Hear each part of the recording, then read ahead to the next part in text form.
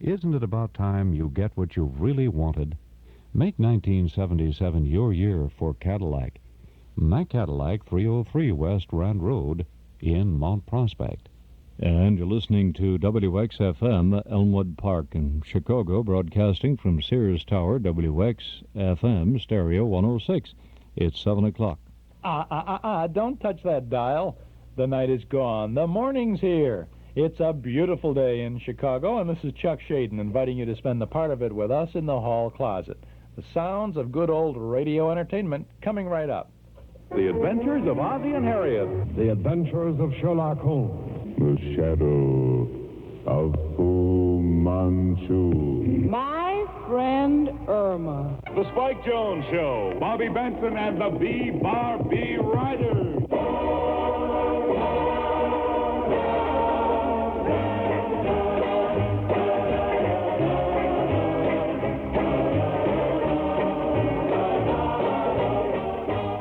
Good morning, Mom, and hello out there in Radio Land. This is Chuck Shaden in the hall closet for Wednesday morning, March 2nd, 1977. Another morning of good old radio sounds in our hall closet. Fibber, McGee, and Molly, Candid Microphone, and the Doris Day Show. We got to start off right off the bat here with Fibber and Molly, Johnson's Wax program from May 30th of 1939. This is about 6 months, almost 6 months after Fibber and Molly left Chicago to go to California. And when they first went out there in, I guess it was pretty much like January of 39, Molly had been taken ill, and so she had not been on some of the shows, and they called them Fibber, McGee and Company for a while. But then Molly returned, and everything seemed as good as ever. And, of course, I think you will agree that Fibber and Molly are as good as ever. Here's the broadcast of the Fibber, McGee and Molly Show. The Johnson Wax Program.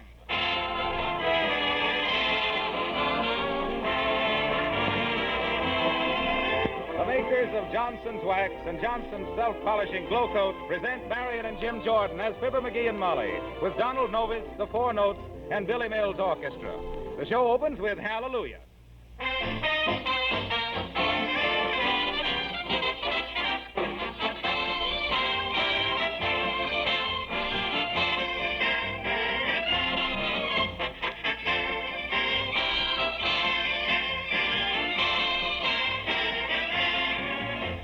Attention car owners. Another new labor-saving product is now offered to you by the makers of Johnson's Wax and Johnson's Self-Polishing Glow Coat. The name of this new product is Johnson's Carnu, C-A-R-N-U. It's a double-action cleaner and wax polish all in one. The job it does is little less than miraculous. Carnu saves you time and work. You simply can't compare its fast action with the old difficult methods of car polishing. If your car is now foggy, streaked, and dirty, Carnu will quickly take away all the ugly film, give it a dazzling mirror-like polish that will amaze you. This new double-duty liquid polish goes on in a hurry, dries almost immediately to a white powder. Wipe off the powder with a clean cloth, and there stands your car with a dazzling wax polish, a car your family will be proud to ride in. You can easily do the job in an hour, and believe me, you'll call it an hour well spent. Carnu both cleans and wax polishes in one simple operation. Buy a can of Johnson's Carnu without delay at a filling station, auto supply store, garage, or from your regular wax dealer. You'll soon be saying with thousands of car owners, your car looks like new when you use Carnu.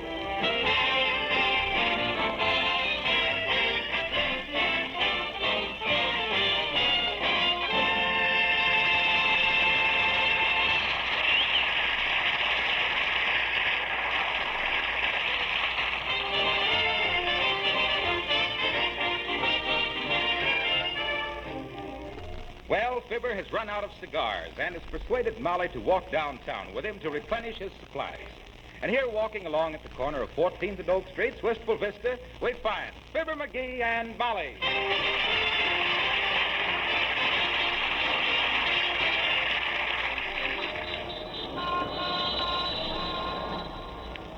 Well, I still don't know why we didn't take the car, dearie. Heavenly days, we've hardly used it. Oh, I know, but I think it's a good idea now and then, Molly, to walk along the streets of your own town. What's good about it? Well, it brings you closer to things. It gives you the common touch. Hey, buddy, can you spare a dime for a cup of coffee? Ah, the common touch. I'm kind of a little bit short of change, Bud, but here's a nickel. Okay, I'll get a dimmy-tassy. Thanks, Doc. McGee, I don't think he really wanted coffee. His nose was awful red. Yeah. So's your Uncle Dennis's, and look at all the black coffee he has to drink. Say, I'll have you know, dearie, that me Uncle Dennis is a teetotaler. You got something there. All the tea that guy ever drunk wouldn't total half a pint. Well, I remember one night I looked out the window and seen him peeking into the mailbox down to the corner, and you know what he was saying? What was he saying? He was saying, come on out and fight, Jim Farley.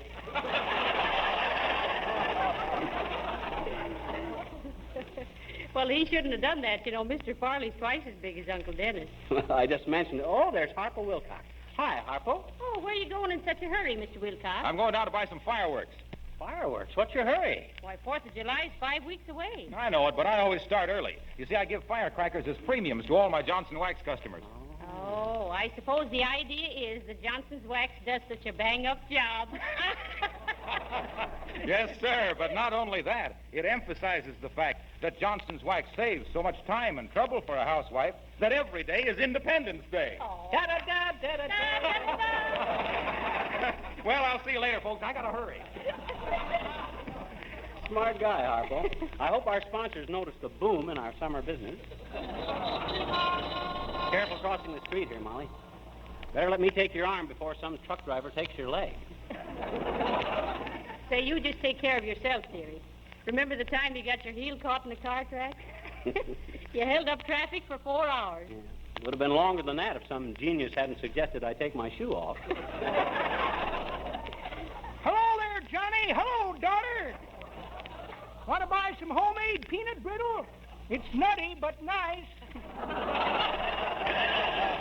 No, thank you, Mr. Oldtimer. Not today. Hey! She says, no, we don't want any old-timer. Personally, I hate to lose dignity by arguing with a hunk of candy, but it never agrees with me. That's pretty good, Johnny. But that ain't the way I heard it. The way I heard it, one feller says to the other feller, see, he says, I just read an article that says the human body is 65% water. Wonderful news, ain't it? Sure is, says t'other feller. Next time I want to play poker with the boys, I can sneak out through the hydrant.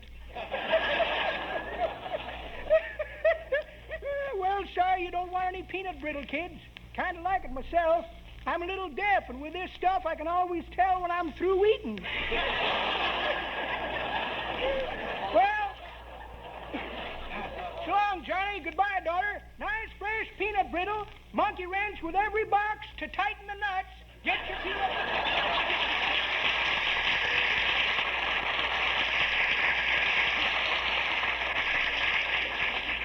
Oh, McGee, look. Huh? Isn't that the sweetest pair of shoes in the window? Those beach clogs with the platform soles. Gee, I'd like to get a pair of them myself. I'm so short that whenever I go to the beach, I can't see anything. What? Oh, hi, Don. Well, hello, Fibber and Molly. Where are you bound for? We're going down to the cigar store, Mr. Novus. McGee has run out of cigars. I don't blame him. If I smoked the kind of cigars he does, I'd run out, too. Yeah, he was blowing smoke rings last summer up at the lake, and they're still using 4 of them for life preservers. Ain't so. I understand he sold 3 of them to the fire department for horse collars. Now, listen here, you two. Just because if a guy can't, why don't you sing something, Novus? I'm going to sing I'm Building a Sailboat of Dreams. Oh, that's fine, Don. Folks, Donald Novus sings I'm building... Oh, wait a minute, McGee. Do you hear that? There's an extra out. Extra, bloke, knob stuff. Read all about it. Not woman. Extra, paper.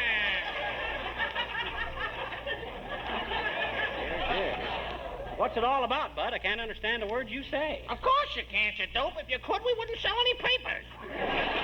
I'll take one, boy. Okay, lady, thanks. Extra, read all about it. Not extra, paper.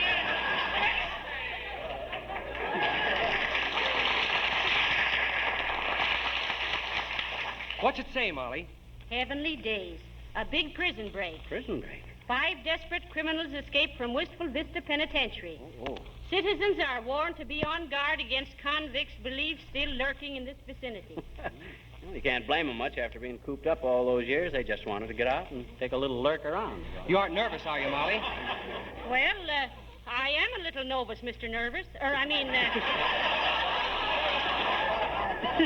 With all them convicts loose and all, I'm not sure I locked the back door. And I know I left my diamond ring on the dressing table. Uh-oh. Say, I better hurry home. Hurry back as soon as you get your cigars, dearie. Okay, Molly.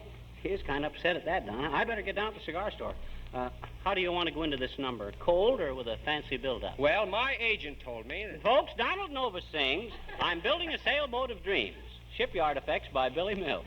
Take it, Don.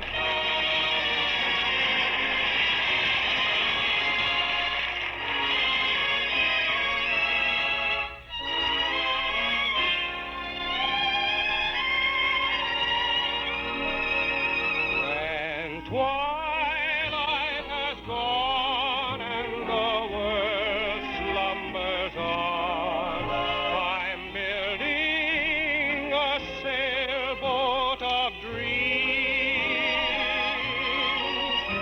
Each star up above knows my secret of love. I'm building a sailboat of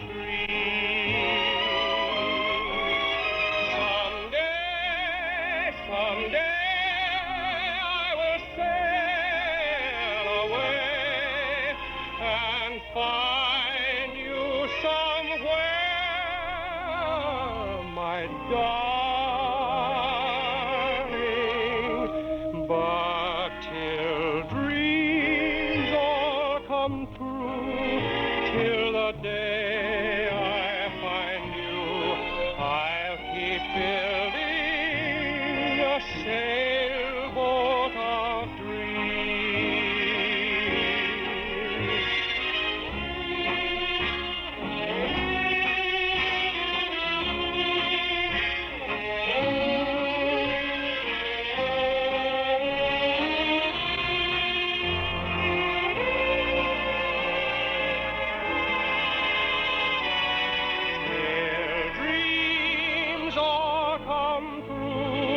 till the day I find you, I'll keep building a sailboat of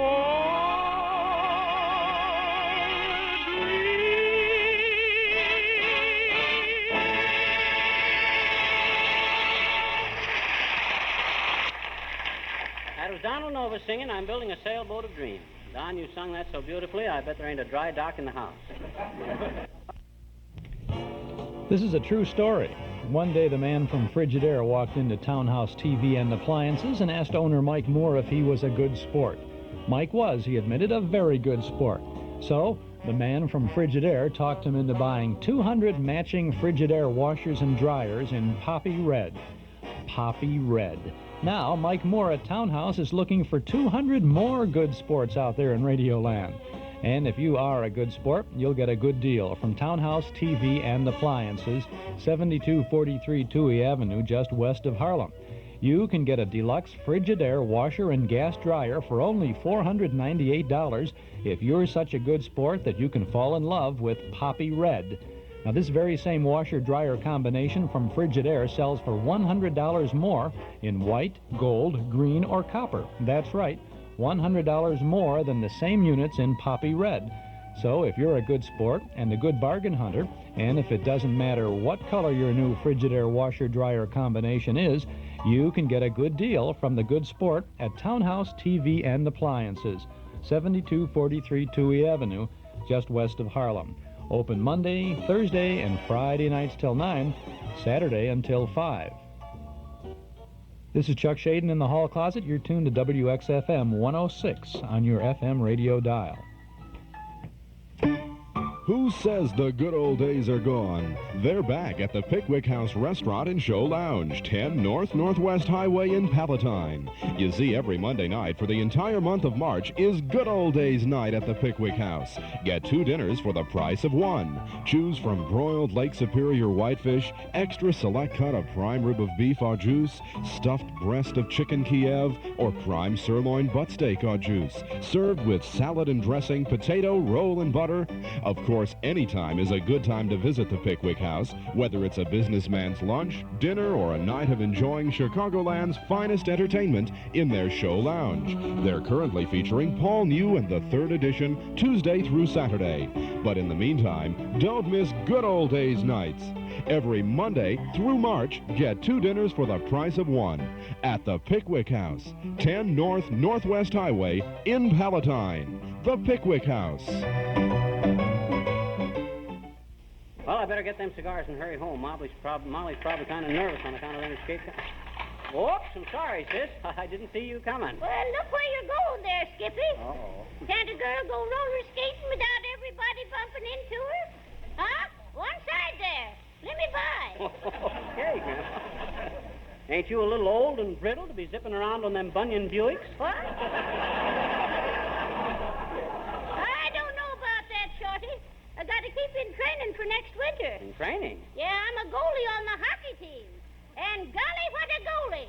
Let me by there. Whoopee!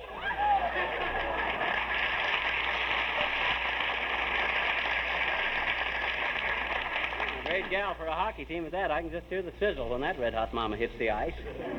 Well, oh, hi, Harpo. Oh, I see you got your firecrackers. Yeah, swell assortment, too. Let's see them. Oh, they're just ordinary firecrackers. I guess I told you what I wanted them for. You see, whenever I start to tell one of my customers about car new, say, Fibber, get your face out of this bag with that lighted cigar. Oh, okay, Harpo. Well, when I talk to my customers about car new, I say car new, that remarkable new Johnson product, is as easy to apply as a match to a bunch of firecrackers. Must have dropped a spark in there. Yeah, they've exploded. They've exploded the old theory that you have to wear yourself out to get a beautiful polish on your car. Why, nothing annoys a car owner more than a dingy, dusty car. And with Car New, everyone reports that it's sensationally easy to use. You just apply Johnson's Car New over the clean surface of your car, and bingo! Bingo! There's your car with a gleaming salesroom wax polish. I tell you, folks, Johnson's Car New is destined to be the most popular automobile polish on the market.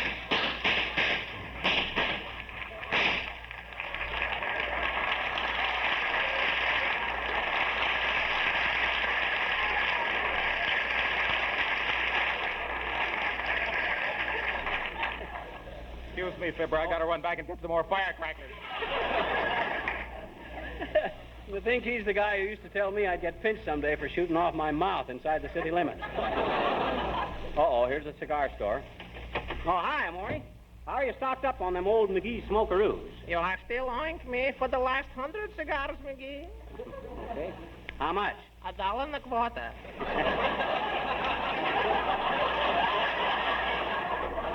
$1.25, eh? Okay, here you are. Give me another 200. Say, did you hear about them convicts escaping? What'd they do, dig a tunnel? They tried that and gave it up. They dug a tunnel 500 feet long and came up in the First National Bank.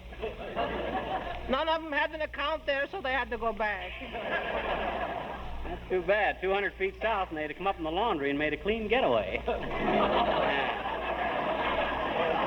I understand they're pretty tough characters, eh, Maury? Well, I guess so. At least they didn't post no cops in the woods in case they're stopping to pick wildflowers. Speaking of wildflowers, I hope these cigars are as strong as my last ones. You got them ready for me, Maury? Sure. Will you take them with you, or shall I give them the address and let them walk over? That's okay. Let them walk over. But you better wait till dark. All they got on is their wrappers. Oi. Now, so long, Maury. Might not be a bad idea at that to hurry home and keep an eye on things. I guess I better get... Oh, how do you do, Mr. McGee? Oh, hi, Uppy. Hey, what you doing in front of a cigar store? This ain't one of your hangouts, is it, Uppy? Mr. McGee, please. What a horrid insinuation. I was merely walking past on my way to the ladies' club. We're rehearsing for our annual play, and I am playing the title role. Oh, is that so? Yes. Well, what is it this year, Uppy? Dead End? Or no, that's... Oh, I know. I'll bet you do the washcloth bit in Angels with Dirty Faces. Oh, not at all, Mr. McGee. No. We're presenting Snow White and the Six Dwarfs. 7 dwarfs, wasn't it, Uppy? Yes. But when Mrs. Bingham Boynton simply refused to play the part of Happy, we can't understand it. Gladys has always been so willing before. Well, maybe she didn't think the part was fat enough for her. So you're going to be Snow White, are you, Uppy? What are you going to do for a glass coffin? Oh, that's very simple, really, Mr. McGee. Mr. Smith in the delicatessen is loaning us a glass showcase. Oh, I do hope I shall be able to go through with it until the prince rescues me. It simply reeks of ham, you know. Who, the prince? Oh, no, Mr. McGee. You know, the showcase. Oh. Well, I must be getting on now. Oh, quite warm, isn't it? Yeah, well, I'll say it is, Uppy. Hotter than a $2 pistol. I kind of worked up a sweat myself. Please, Mr. McGee, a gentleman never, horses sweat. Men perspire, and women glow. And I simply must be glowing. I mean, going.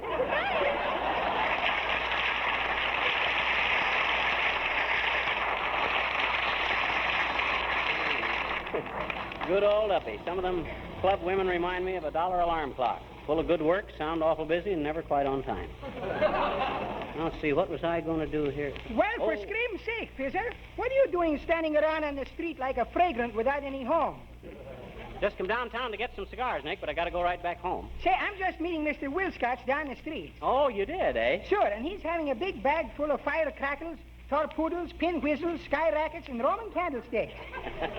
He's going to celebrate in the Declaration of Independence a little prematurely, isn't he? No, he's giving them away for premiums. You going away for the 4th, Nick? No, Fisher, I think I'm staying here because my little boy Demetrios is being personally selected to make a recitationum of a patriotic poetry. Oh, what's he going to recite, Nick? The recitation he's going to give is a very famous poetry, which the name of it is being The Middle of the Night Ride of Paul Revolver. It is going something like this. Listen, my squeegees, and get a load of a man who is galloping down the road. Never mind, Nick. I'm familiar with that poem, and I got to get home. Molly's worried about them escaped convicts. Oh, but Fizzer, every good United States of America citizen should have some refreshments for his memory of this great poetry. Oh.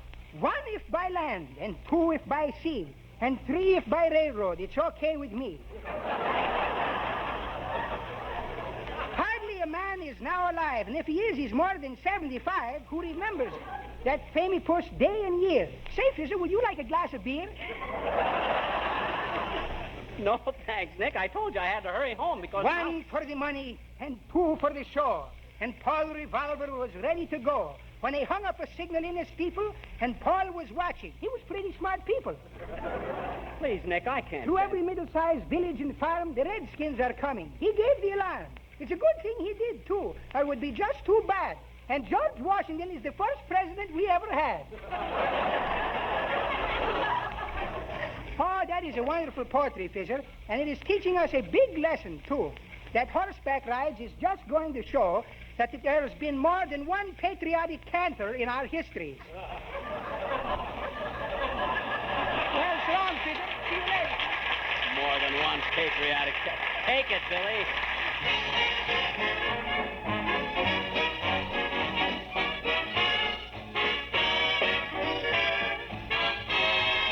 Jonah was a man, got a word from the Lord to go and preach the gospel to a sinful land. He got on a ship and he tried to get away, and he ran into a storm in the middle of the sea. Oh, the Lord, he made the wave just to roll so high.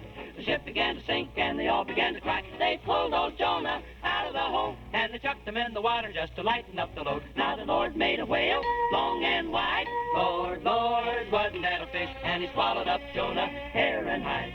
Lord, Lord, wasn't that a fish? Jonah started to pray in the belly of the whale. Lord, Lord, wasn't that a fish? He He repented of his sins like a man in jail. Lordy, Lord, wasn't that a fish? Jonah must have been a bad man, must have been a sinner. Lordy, Lord, wasn't that a fish when the whale got him down? He didn't like his dinner. Lord, Lord, wasn't that a fish? Da-ra-da-da-da-da-da-da. Ra-da-da-da-da-da. He swam around the ocean, sick as could be. Lord, Lord, wasn't that a fish? After 3 days, whoop, he had to set him free. Lord, Lordy, wasn't that a fish? The whale spit Jonah out on dry land. Lord, Lord, wasn't that a fish? And he went on to preaching like a righteous man. Oh, Lord, Lord, wasn't that a fish? Then people quit the sins when they heard him in the town. Lord, Lord, wasn't that a fish? When you hear the trumpet call, don't you turn the gospel down. Bothered by the lesson of the gospel tale of Jonah and the whale.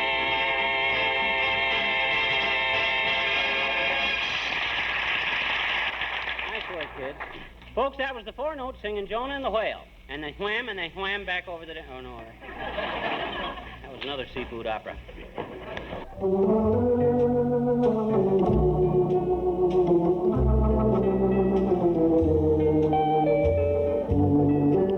Where the blue of the night meets the gold of the day. Bing Crosby. He's on the cover of our Nostalgia newsletter and radio guide for March. And that's only the beginning of the fun and memories that you'll have in your hands when you subscribe to our 32-page Nostalgia guide. A 1-year subscription is only $7. You can subscribe right now when you call 943-7474. We have articles from and about the good old days, plus the complete listing of our old-time radio broadcast schedule. 943-7474. Give us your name and address. We'll start your subscription with the big March issue, and we'll include an invoice along with that first issue. Page after page of good reading and good entertainment. 943-7474. Now, here's what you'll find in our March newsletter. Reprint articles about Fred Allen, known as the Hermit of Radio Row, about movie censorship in the 1940s, about radio cowboy Gene Autry and singer-bandleader Vaughn Monroe, plus many original articles. Carl Pearson's this month offers notes from the bandstand about Jimmy Dorsey, and Joe Jerica has Confessions of a Film Freak. Hey, that's not all. This month we have a Film Clips movie quiz, plus our Memory Club movie listings, our Dime Store Want Ad page, letters from listeners, and more. Subscribe now. Just give us a call at 943-7474. A 1-year subscription, just $7.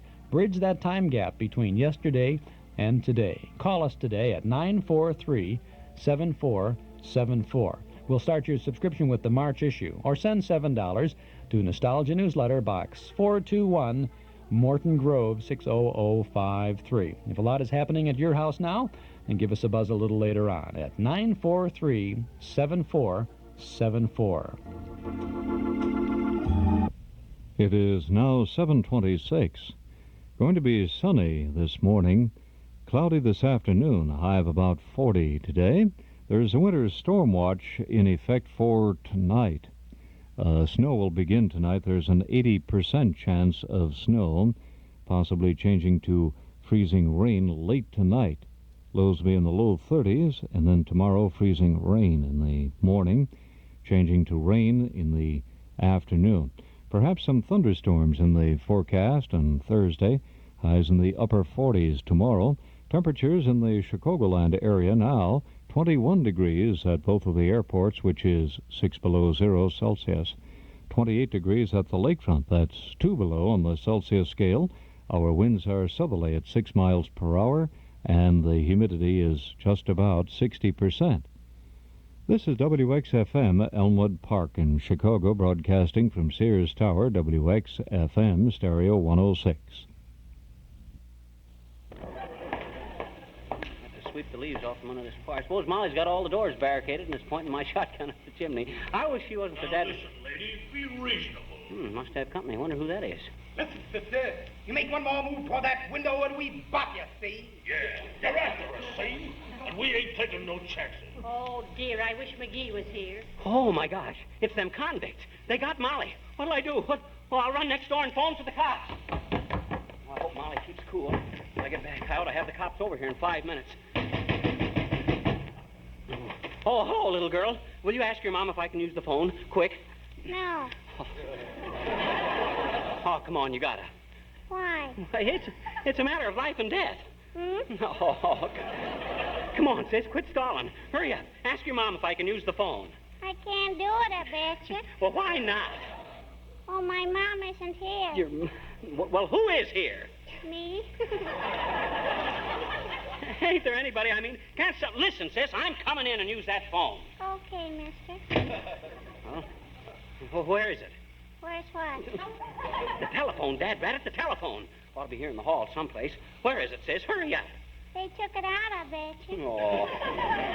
Listen, sis, this is urgent. I gotta get to a telephone. Where's the nearest place I can telephone? Right here. Huh? We got a telephone. I thought... Dad, rat it, you said they took it out. Sure they did, I betcha. They took it out of the hall and they put it in the dining room. Oh. Why does everything have to happen to me? Did you ever have the mumps? No, I never had the mumps. Well, then everything hasn't happened to you, I bet. Please, sis, there's burglars in our house. I gotta call the police. Where's the telephone? In the dining room. Right there, you see. Oh. Got a nickel? Oh, no. Dad, rat it. Not a cent of change with me, and this would be a nickel phone. No, it isn't, mister. Well, why'd you ask me if I had a nickel? Hmm? Oh, listen, sis. Let me make this phone call and we'll discuss finances later. Oh, no, you don't. Huh? No. When the other neighbors use our telephone, they give me a nickel. And one price tall is the way I do business. Okay, I'll give you a nickel. I'll give you a dime. I'll give you a quarter. Here, give me that phone. Hello? Hello? Hello? Hello? Hello? Quiet, sis. I'm telephoning. Hello, operator. This is an emergency. Give me the police. See. You can have it for a penny. Hello, police station. This is Fibber McGee, 79 Wistful Vista. See. You know them convicts that escaped? Well, they're in my house at 79 Wistful Vista, see? Listen, officer, get the squad cars out right away and tell them to take it easy because they got my wife in there with them. I'd have busted in there myself, but there was no use throwing my own life away. You can have it for a penny. Okay, officer, thanks, and tell them to hurry. I heard them through the door, and they're pretty desperate. Okay, officer. So long. Where's my quarter, mister? Oh, I got time now, sis. I'll see you later. Hmm? I said, don't bother me now. I'll tell you, I gotta get home. Okay, mister. But it seems to me that it takes a pretty despicable character to default on a business arrangement with a lady, particularly when she has afforded him every facility to restore his loved ones to the great American ideal of life, liberty, and the pursuit of happiness.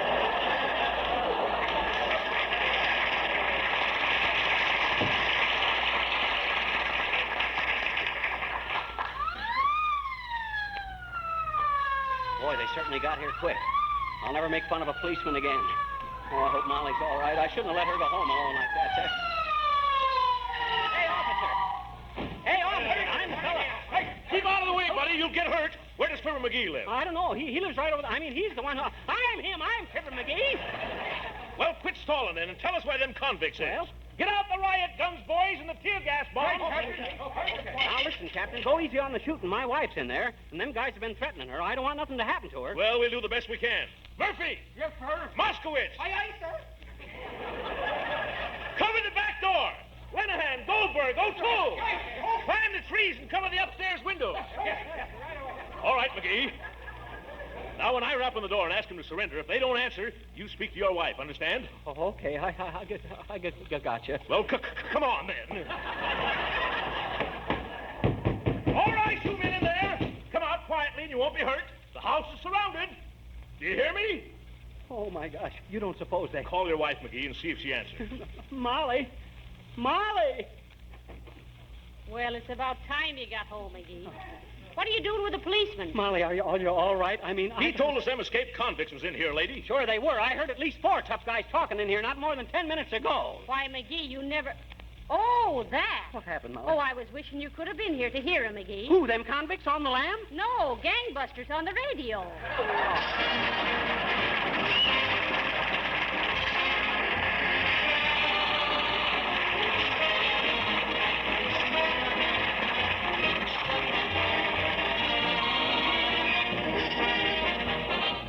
Fibber and Molly will be back in just a moment. And now, your attention, please. These pleasant spring days were surely meant for enjoyment. And no sensible woman wants to stay in the house scrubbing floors when the warm sun is calling her out of doors. Let me remind you, then, that you can forget about scrubbing when your floors and linoleum are gleaming with Johnson's self-polishing Glow Coat. You'll be glad every day when you see your beautiful, lustrous floors and discover that dirt can't stick to the shining Glow Coat polish. And don't neglect your porch floor. Do you remember how the dirt collected on it last summer? Well, just put a little Glow Coat on that porch floor and see how much cleaner it will stay. You know, of course, that Glow Coat requires no rubbing or buffing. It never streaks or smears. It dries in 20 minutes to a glossy polish that seals the cracks against dirt and stains. But be sure you get the real thing, GLO-COAT, Johnson's self-polishing Glow Coat, the easy-to-use liquid polish that gives brighter luster, longer wear.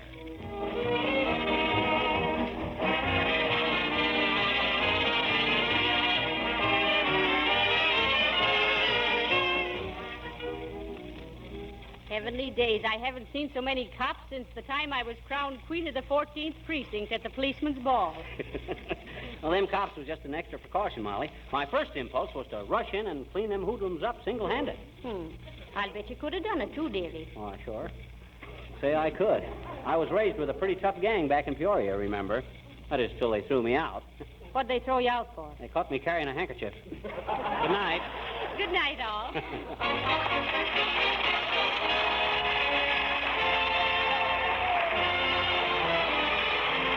May we suggest that when you visit the New York World's Fair, you be sure to see the 15 beautiful model homes in the town of tomorrow. On all the floors and woodwork of these homes, Johnson's wax polishes are used exclusively. This is Harlow Wilcox, speaking for the makers of Johnson's Wax and Johnson's Self-Polishing Glow Coat at Racine, Wisconsin, inviting you all to be with us again next Tuesday night. Good night. This is the National Broadcasting Company.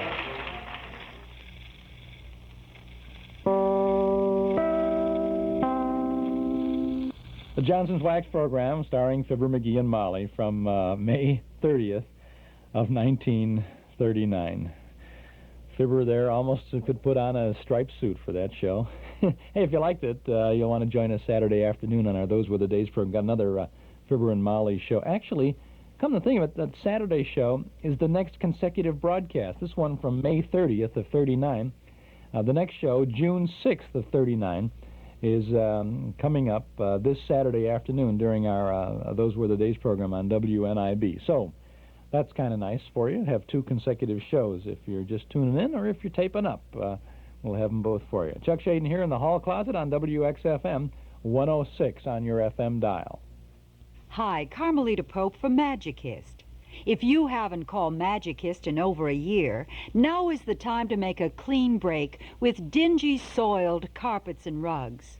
Magicist expertly cleans carpeting right in your home or office, or call for pickup and delivery of your rugs and drapes. You can even save 20% for cash and carry. So if convenient, drop your rugs and drapes off at Magicist and save. With any order, you'll receive 3 cans of new Super Soft Kitchen Cleanser, the matchless, scratchless wonder that thoroughly cleans without scratching all modern surfaces, including Teflon. Make a clean break. Call now and get your 3 cans of Super Soft Kitchen Cleanser at no extra charge. Bank cards welcome. And Magicist sells rugs, too. Chicago phones 378-8600. Suburbs see the white page. Take a good look at your carpets, Forest Park and Glenview. Other people do. Call Magicist. We talked a moment ago about the Fibber and Molly show coming up Saturday on our Those Were the Days program. Want to mention some of the other things we had lined up, too, for you. We'll have the FBI in Peace and War. The Traveling Man, starring Robert Reddick. We'll have a Burns and Allen show with George and Gracie and their guest Rudy Valley, a 1949 broadcast. We'll have a suspense drama from 1943, The Singing Walls, starring Dane Clark and Preston Foster. And then we'll have a Thin Man adventure from 1938, The Haunted Hams, starring Les Tremaine and Claudia Morgan as Nick and Nora Charles. So that's going to be a pretty good show. We're on Saturday afternoons from 1 to 5. Just down the dial on WNIB at FM 97 for 4 hours of good fun, good radio listening, and well, it's a good time. And Saturdays seems like a very good time to do this. We've been doing it for almost 7 years now on Saturday afternoons. Time flies when you're having fun, doesn't it? Now we're going to have more fun with this Candid microphone program. Alan Funt, long before he brought Candid camera to television, had Candid microphone on radio. This is a broadcast from August 31st of 1947, and it's kind of interesting to find out how the Candid camera worked on radio with the microphone. Radio did a pretty good job of all the visuals, right? Well, that's what they did best, to give you the tools to use your imagination to make a picture. So here is Alan Funt and Candid microphone.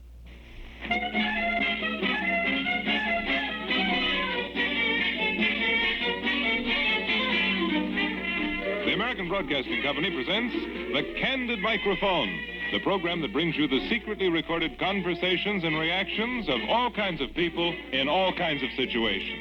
No one ever knows when he's talking into the Candid Microphone.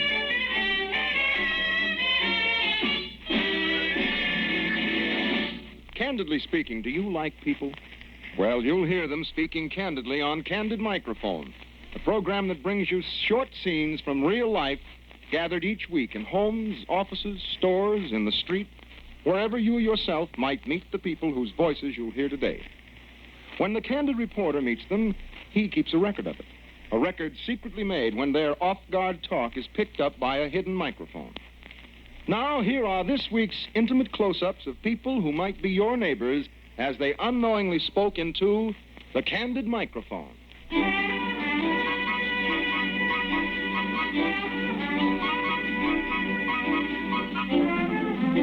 Here is some advice.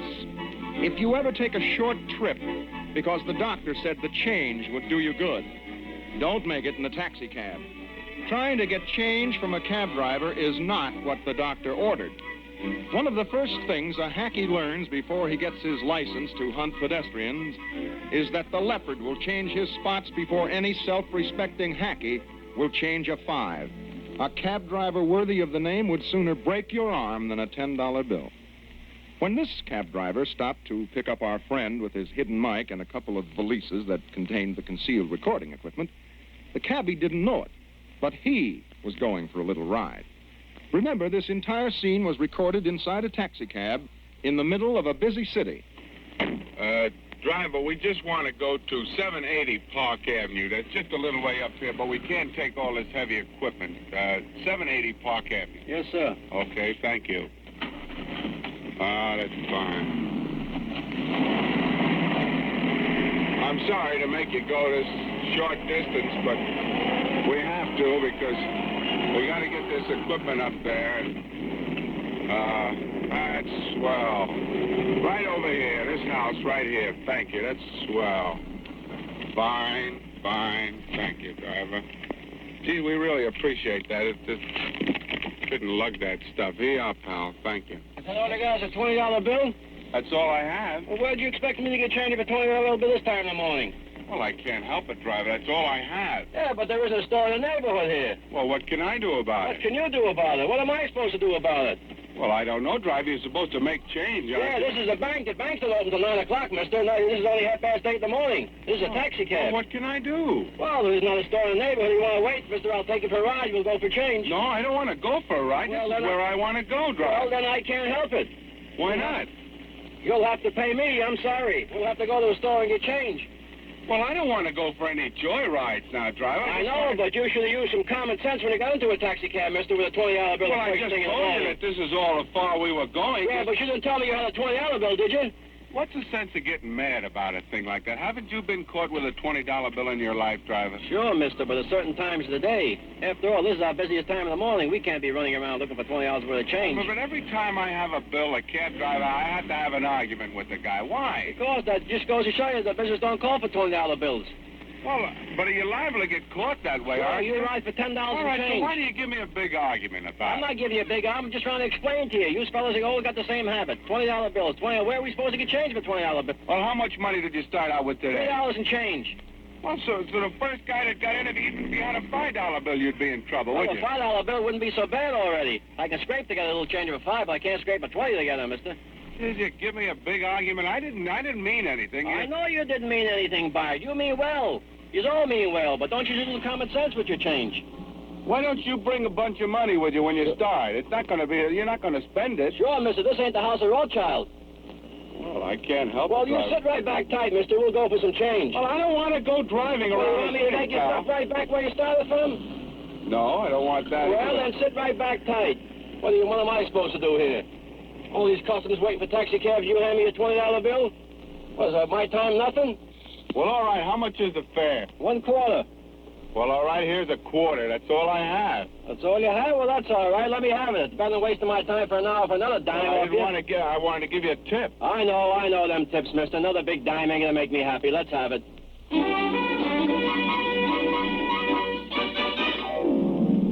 Breaking even in an argument with a cab driver is what is known as an unconditional victory.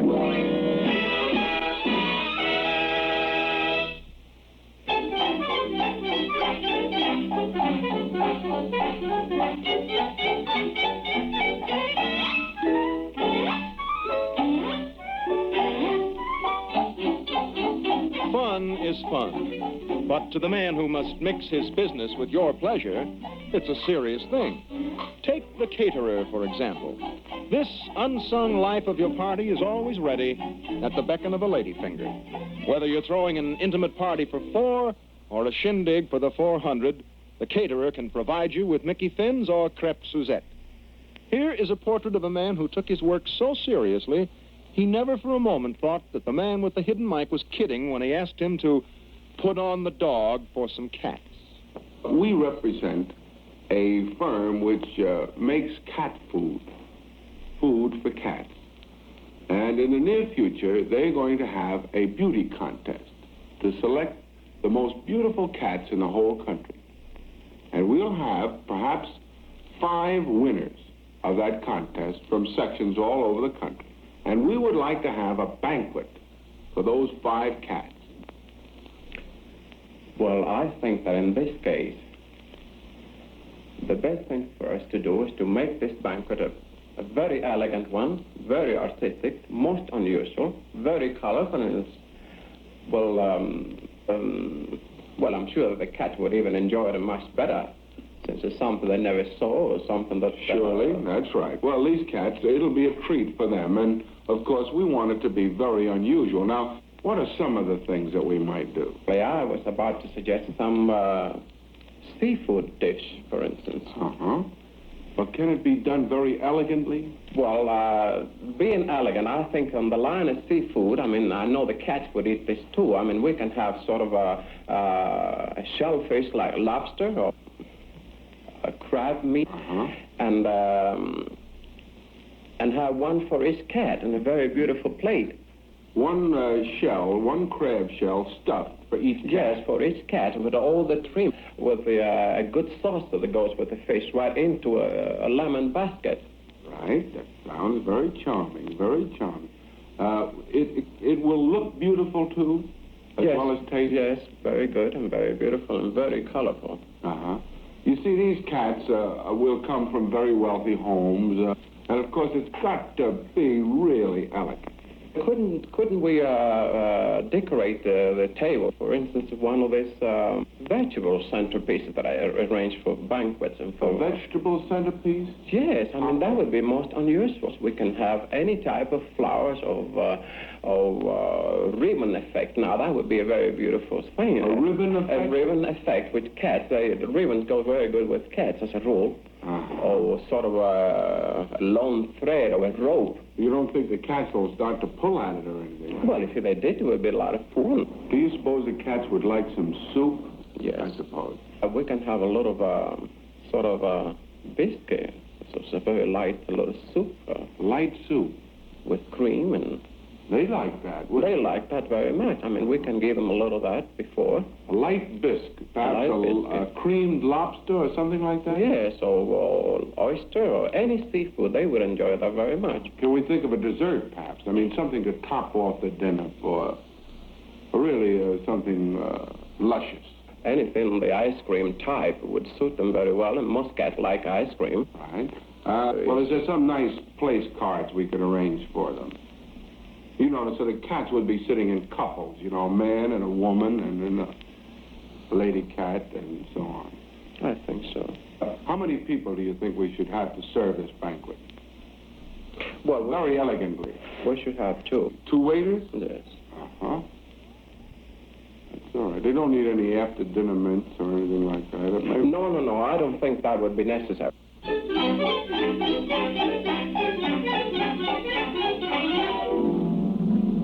You know, we may hold this party after all. We wouldn't want to break that caterer's heart.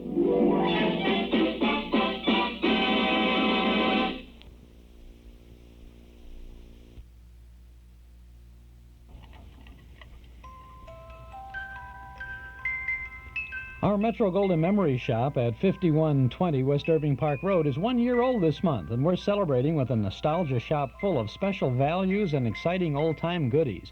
Pay us a visit this week for a trip back to the good old days of not so long ago. Come see what we've got in store for you. Bargains on LP records, magazines, books, and games. You'll be surprised at the stuff we've uncovered in the past 12 months. We've been searching and sleuthing for memorabilia from the good old days and holding lots of it till our first anniversary. Take a look at our collector's table. Scores of one-of-a-kind memories to take you out of this world for a while. Come in and browse. Movie stills, lobby cards, movie posters, press books. If you can remember it, we probably have it at our Metro Golden Memory Shop. 5120 West Irving Park Road, just east of Laramie. Our shop is open Tuesday and Wednesday from 11 a.m. to 6 p.m., Thursday, Friday, and Saturday till 8, and from 1 to 5 every Sunday afternoon. Metro Golden Memories, thanks to you, celebrating our first birthday. 5120 West Irving Park Road, 2.5 blocks west of Northwest Federal, just across the street from Nelson Hirschberg Ford. Metro Golden Memories, the MGM shop. This is Chuck Shaden with the best of good old radio every weekday morning in the hall closet on WXFM 106 on your FM dial. Now it's 9.5 minutes before 8 o'clock. 21 degrees is the temperature at Midway now. Gulf-A-Rama at 7404 Madison in Forest Park warns drivers that the distance between your car and the one ahead of you may be the margin between life and death. Stay a safe distance behind the car in front. This message from Gulf-A-Rama, the indoor range where golfers can get in shape for the coming season. Gulf-A-Rama is open Monday, Wednesday, Friday, noon to 10 p.m., Tuesday and Thursday, 4 to 10 p.m., weekends from 9 a.m. until 6 p.m. Call 771-3699. That's 771-3699. Gulf-A-Rama, 7404 Madison in Forest Park.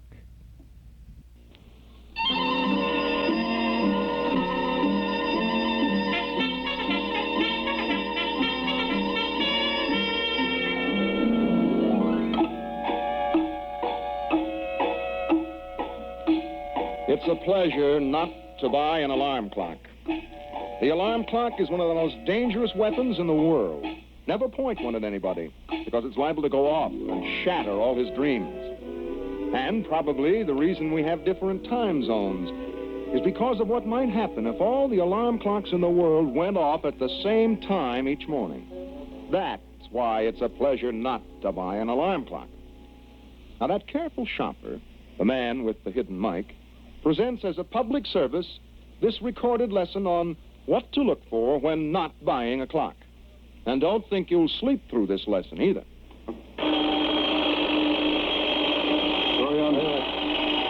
Very unpleasant sound, don't you think? I can't seem to find the kind of alarm that I really like. I'm going to have to listen to this thing every morning. Well, sir, you've looked at every clock in the place, and you've played with them all. Well, could I hear some of these again, please? Well, they're going to sound the same this time as they did before. I know, but I've got to pick out a tone that's right for me. They don't make these in tones, sir. They only... Well, I mean, you know, a sound that's right. Well, try this one. Is it broken? Something wrong with the thing? No, that should alarm, sir. Is that the way it works normally? No, that works much better than this one. This is the one you played with. Is that it? That's the sound of the alarm, sir. Now, tell me the truth. Do you like that sound? Well, I think it's a very good sound to get up in the morning by. Well, I don't. I'm sorry. I don't think that's a good sound. Could I hear this one again, please? We'll listen to this one twice now, sir. I know, but I've got to find the right tone. As I told you before, they don't come in tones. Well, you keep on correcting me about that tone. Whatever. Now, you see, that's what I mean. That's the note that it hits. Well, that's an alarm clock, sir. It sounds like a clock. I want something that'll be reasonably loud and yet not too raucous. Now, look at that thing. Isn't that terrible? Let me try I wouldn't say so. I said it's a very nice clock. Well, I don't know. Maybe you... Now, you've looked at this clock 3 times. You want to see it? No, I only heard it once, and I'd like to hear the sound of it. Please, I'd like to compare the... Now, look at that thing. No, you can turn that off right now. Well, maybe you'd like this one, sir. Very beautiful clock. Has a nice alarm on it. That's the most important thing. Very nice alarm on this clock. What's that? This one has a very nice alarm, sir. What is that, sir? This one has a very nice alarm. I wouldn't call that nice. Well, that's one of the finest clocks we have, sir. Maybe this electric clock has a tone that... We listened to this thing, but it sounded so soft before, did it? No, it's going to sound the same way this time. You're having some trouble with it, huh? Well, these are a little difficult to work. You see, they work different from the old alarm clock. But if it's going to do that for me, I'll have to wake up an hour earlier to set it. Do you mind if I see how long these things ring when they're alarmed? I have it fixed now, sir. Have you got that one fixed now? There's the alarm. Oh, now you got it fixed, you can shut it off. That's that doorbell one. Do you mind if I just try these alarm clocks and see how long we can keep them running? I want to see how long they run when they're... I don't mind you playing with these clocks there, but after all, this is a place of business. And I just want to test and see how long it takes for these things to run out, you see. Well, so you'll annoy the other customers if you leave them all on, you know. I'll have to shut this off, sir. I'm sorry. What, is it wrong? Yes, sir. I'll have to shut these clocks off. I can't have them all ringing at once in the store. I want to test them, though. I want to see which one runs the longest. Well, sir, you've tested them all now. I've told you every clock I have in the place. But what I want to see is how long will he... I like to work... Oh, you can't turn it on like that, sir. I like to work a few of these. Well, I like to work a few of these at the same time, you see. Well, I'd love to shut these off, sir. I'm very sorry. No, I'll leave this one on for a second more. Making too much store noise, sir. We'll have to close them all down. Why? I've got to hear the tone, sir. Tried every clock on the plate. Well, I guess your clocks aren't very good, so I'll look someplace else. That's the best thing for you to do, sir. Thank you.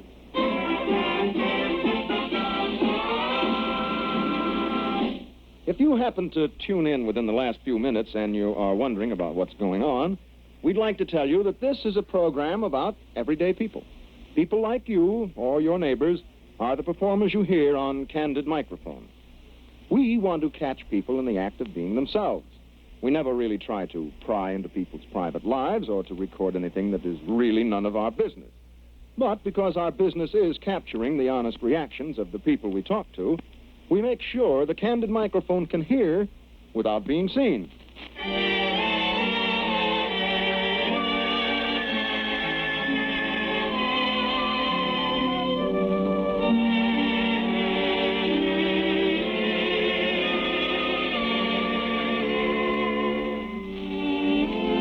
They say that if you wait long enough on some corners in New York, you'll meet everyone you ever knew. You're liable to meet some people you don't even want to know. Like the panhandlers, the men who play a sad tune on your purse strings, hoping for a handout. We heard from a friend about one enterprising panhandler who seemed to be thriving on his subtle touches. His friend suggested a certain corner where we might be able to record a man who had built a tale of woe into a nice business. We haunted the area a day and a half, trying our best to look like a soft touch, until finally a sad-eyed, well-dressed man approached. Now, this record is in 2 parts. First comes the touch. Listen. I beg your pardon. Yes? Do you mind if I ask you a question? Well, go right ahead. You may think I'm a rather beastly person, but you wouldn't happen to have some kind of a job for me. I'm just out of the Army. I need a job very desperately. Well, I don't have any job. Well, would you like to help me constructively? Well, I'd do anything I can, but I don't have a job or anything like that. Well, you see, I hate to ask you, but I was evicted my room 4 days ago. Would you take me to the YMCA and get me a room for a week? Do what? Take me to the YMCA and get me a room for a week. I know, but I can't help you that much. That's probably quite expensive, isn't it? $8.75 a week. Well, I'd like to help you, but not $8.75. Well, could you let me have part of it so I don't have to ask the next person for some money? Will this help you any? No, thanks. I'm sorry. Well, won't this help you any? I might just as well face the end now is go down and get some of these for a quarter and then be just a bit off them as I am now. Will a couple of dollars help you in any way? Well, it would. It'd help me a lot, if you don't mind. Well, why is it that a quarter is no good at all and $2? Well, a quarter, I can get something to eat, that's about all. But with $2, I can get a room for a couple nights at the YMCA.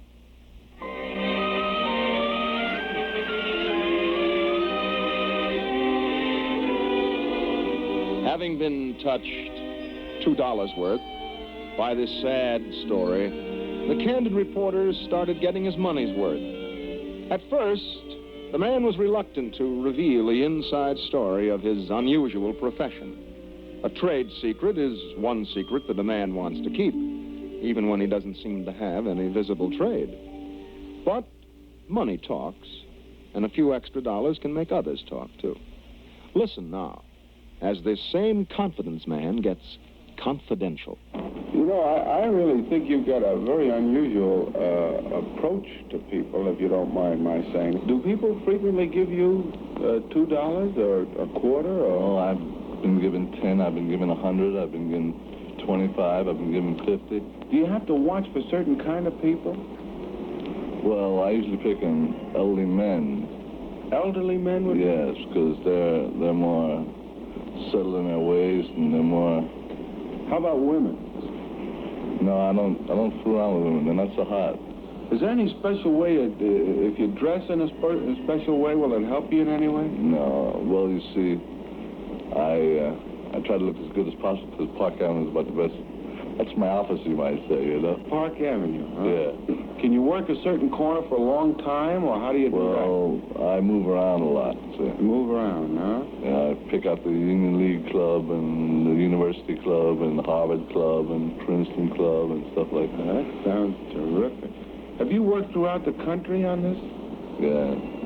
How is New York stacked up with the other parts of the country? Best in the country. Best in the country? Yeah. What would you say was the worst town for a touch? Down around Texas.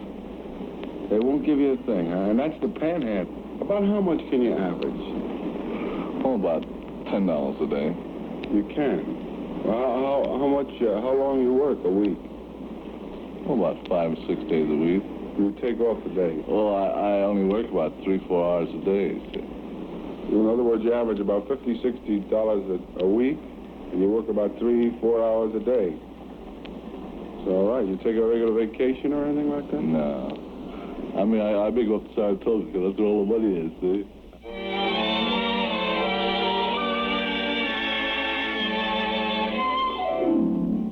Beggars, according to this one, can be choosers.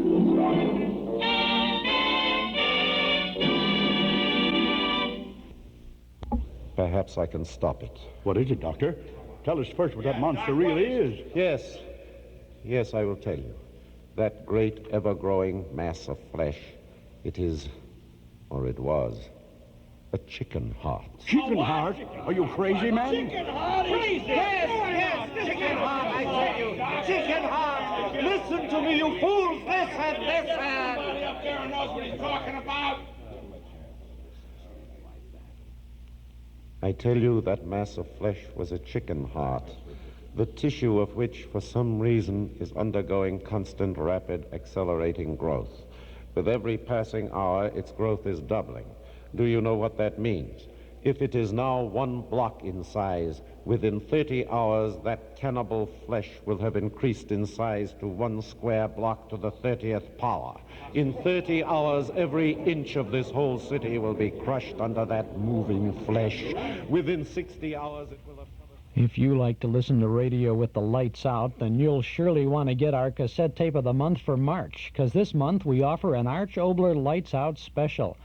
30 minutes with 6 of Oboler's best mini mysteries, including his famous chicken heart story and that fabulous drama of bodies turning inside out, The Dark. 6 Oboler shorts guaranteed to send a chill up and down your spine. An exercise in horror on our cassette tape of the month for March.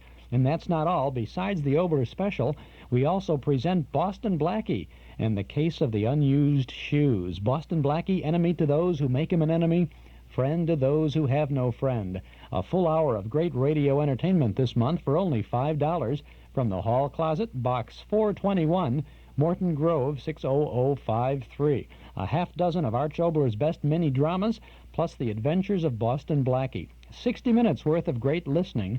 Our cassette tape of the month for March. $5 from the Hall Closet, Box 421, Morton Grove, 60053. Or get your March tape at any of the 5 offices of Northwest Federal Savings, or when you visit our Metro Golden Memory Shop at 5120 West Irving Park Road. The best of Arch Oboler and Boston Blackie, our March cassette tape of the month. 4 minutes after 8 a.m. is the time now. This is WXFM Elmwood Park in Chicago, broadcasting from Sears Tower, WXFM Stereo 106. Sunny this morning. It'll become cloudy in the afternoon. We'll have a high of about 40 today. Winter storm watch is in effect for tonight, however. Snow will begin tonight, possibly changing to freezing rain by late tonight. Lows in the low 30s. Tomorrow, freezing rain, then changing to rain. Perhaps some thunderstorms. We'll have highs in the upper 40s on Thursday. Temperatures around Chicago right now, 21 degrees at both of the airports, which is minus 6 degrees on the Celsius scale. 28 degrees is the present lakefront temperature. That's 2 degrees below 0 Celsius. Winds are southerly, 6 miles, and the humidity is about 60%.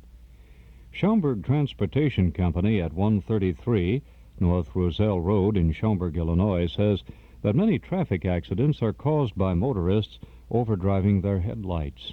So please be sure that you can stop in the area covered by your lights.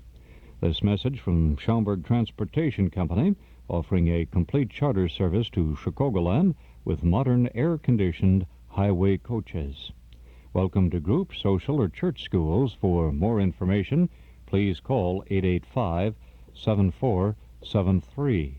That's Schaumburg Transportation Company, 133 North Roselle Road, Schaumburg. Telephone 885-7473.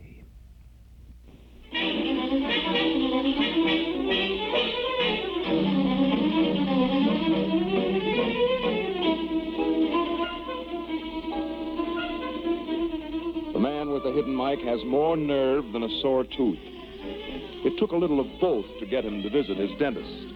But when the dentist was through, the Candid reporter got permission to hang a small microphone among the other gadgets on the dental chair. The Candid microphone picked up this bicuspid duet of a dentist's exploration in the molar regions. Now, sit still. This will only take 1 minute and 6 seconds, and it won't hurt you listeners a bit. Open wide, please. That's fine. Now, let's see. Oh, no. Just a minute now. Just a minute, please. Come on. All right. Am I hurting you now? I'm sorry, Miss Fellows. Stand that. A moment. Open wide, please. All right. Head back. Open wide. I'm sorry. Just a moment. No. Just a moment. I'm sorry. That hurts. That whole gum is sore. Open a little wider, please. Open wider, please. I'm going. What? Yes, I know. I know, but there's a little cavity that's sort of deep, right underneath an old silver filling. All right, here we go. What's the matter? Does that hurt you now? I'm sorry I'm hurting you. I'm sorry. Why is it enough? Now, just a moment. I'm just getting started here now. Just one moment. I'm sorry. Is that too bad? I'm sorry. I'm sorry. I'm sorry. All right, here we go now. Now, no noise. I'm sorry. Miss Edel, may I have a Novocaine here, please? He thinks I'm opening his mouth again. He's crazy. So remember, kiddies, see your teeth twice a day, brush your dentist twice a year.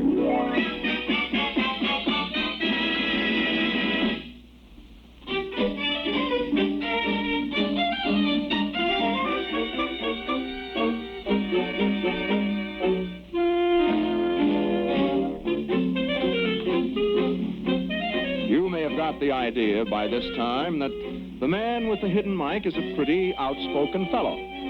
Well, sometimes he is. He certainly was outspoken the other day by a man twice his age and half his size. This little man came into the office like a lion and went out like a lamb.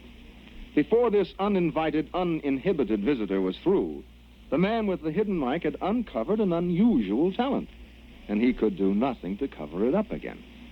Here, on a secret recording, is what one man had to say for himself, and for a lot of other things, too. Did you want to see me? Yes, sir. I just happened to be in the building working, and the people in the building heard my sounds, and they said I'm pretty good at it, and they told me to go up to this radio production. So I'll show you some of my sounds. Wait a second here now. What we don't need anybody like that. What is that supposed to be? It's supposed to be a train. I know, but... Well, that's a train at Grand Central there. What are you, a painter? I'm a painter, but when I see people don't feel so good and I make them feel happy and they don't have to have a doctor, and my voice makes them well. I'm sorry, mister. You want to hear a chicken? We don't use any You want to hear a chicken lay an egg? We don't use... I know, but we don't... You want to hear a mule? We don't... Are you painting right here in this building? Right in the same building where you're... Well, how'd you hear about me? The people in the building. Oh, well, you may be all right, but did they tell you we don't use any people like that? Well, chickens or anything I'll give like you a that. crow. I don't need any crows. But look, mister, we don't use any actors at all, no professional people. We just use plain, ordinary people on the street. No animals, no anything like that. Well, I could do an air raid if you want it. An air raid? What good would we have for an air raid? Well, what do we need? What do we need an air raid? Careful now, don't strain yourself. I'm out of practice. We never use an air raid. I know, but what do we need an air raid for? Well, just to scare the public while they're working if they want to get home early. Well, we don't use that on the radio, so... I could do some snoring too, like a man sleeping. Well, we don't need those things. I know.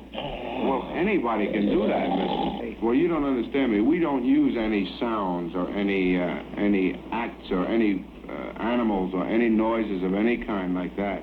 Well, I like it myself. I like to hear my own sound. When a man is happy and has a smile and do that sound that makes others happy, I feel happy myself. Do what sound? What I like, a train. When you do that, it makes you happy? Yeah, and it make them laugh. When they laugh, I laugh.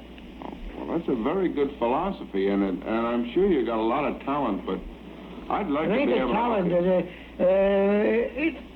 It's my future. See, my age is over 64, and I feel like 21 every time I do that sound and make others happy. You do? Yeah. I think I can do it to a tiger. A what? Tiger. A tiger? Well, how am I going to use... It sounds like the snoring again. Sleeping? tiger when you get mad.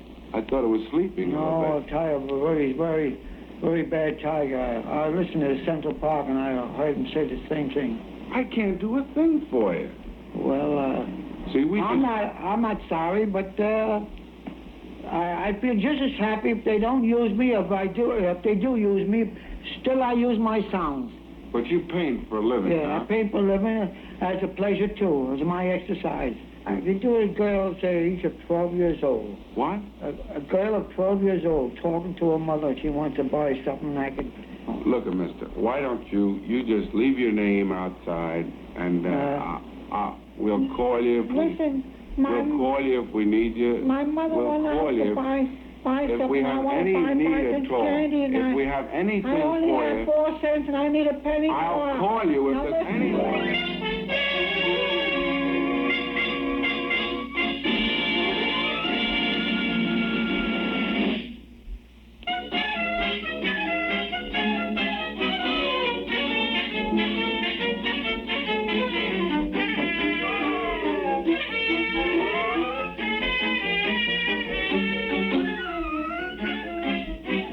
And so, for tonight, we put the cover back on our candid microphone.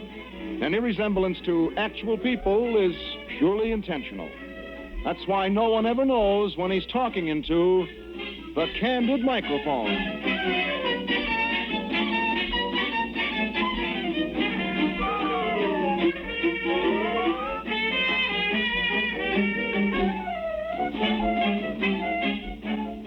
The Candid Microphone is tailored for your enjoyment, and we want to have your candid comments about it. Is there someone you'd like to hear us catch in the act? Tell it to the man with the hidden mic. As all of you who've written us know, we will acknowledge all of your cards and letters, and don't pull your punches when you write us. Be candid. That's the way we like it. Write to Candid Microphone in care of the American Broadcasting Company, New York 20, New York. We hope you'll be listening again next Sunday when we'll be heard over most of these ABC stations.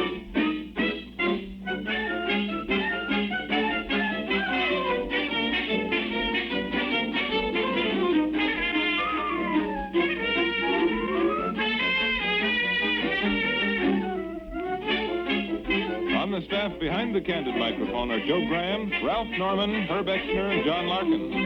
Candid Microphone is a copyrighted Alan A. Funt production. This is ABC, the American Broadcasting Company. Candid Microphone from August 31st of 1947 was on the American Broadcasting Company, so there was no sponsor on this. Obviously a summer replacement show. Might have been just the very beginning of Candid Mike for Alan Funt. And it's interesting, isn't it? He just hid the microphone, and we saw the pictures. Much more difficult job for Alan Funt when he went into television because he had to hide that camera, big camera, had to be hidden someplace, and he had to worry about a microphone, and also he had to do it in such a way that there would be proper lighting on some of his things. Now, you've seen some of the early candid camera shows on TV, and some of it is very grainy. Some of them was very grainy because they had to use a special kind of a film to get the most out of the available light and all of that sort of thing. Did a pretty good job with the Candid Microphone. Chuck Shaden here in the hall closet on WXFM 106 on your FM dial. We have a Doris Day program coming up in just a minute.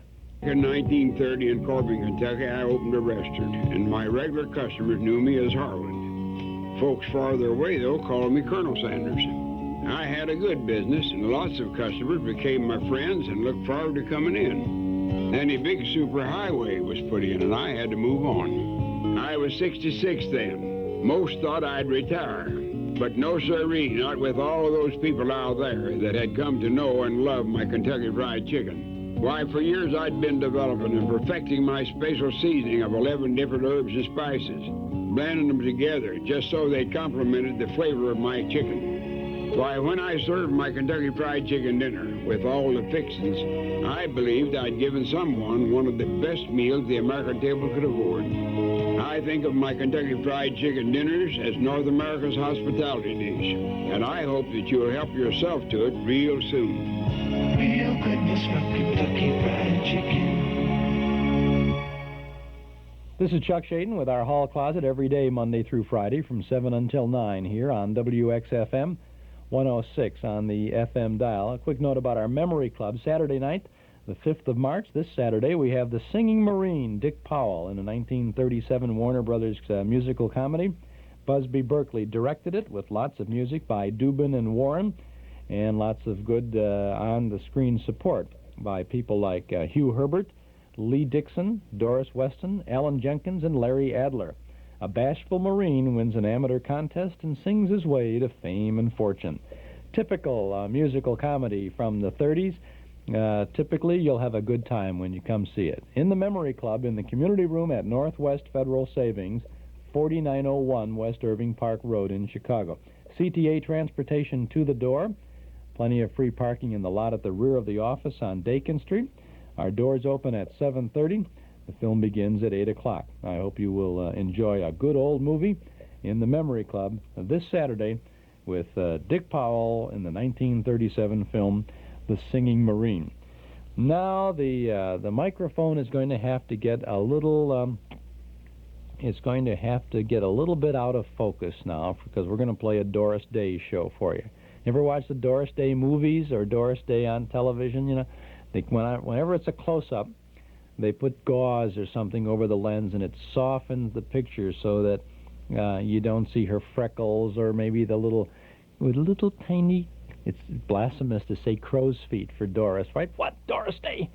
But that was a technique, all belonging to Doris Day by herself. So, of course, she was in her prime, really, in the 1950s, and she's still a pretty good gal, and she's going strong. But anyway, this is a radio show, and it was on CBS. It's the first show of the series from March 28th of 1952, which would lead me to believe that it was going to be a mid-year program, a summer kind of a series, even though the end of March, springtime, summertime. No sponsor for this show. 52, of course, was they were trying to fight the television scene again, the end of the line. Probably was set up because of her appearance in the story of Gus Kahn. I can't think of the name of that movie now. It Had to Be You.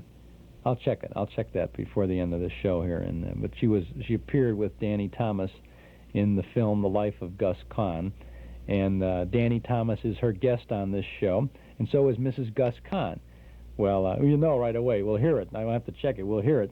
And let's listen to it. The Doris Day Show.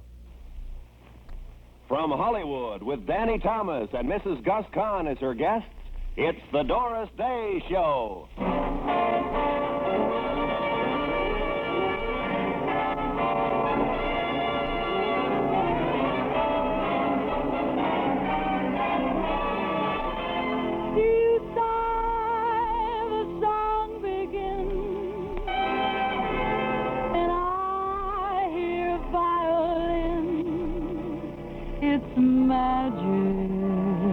Yes, from Columbia Square in Hollywood, here's our lovely singing star, Doris Day.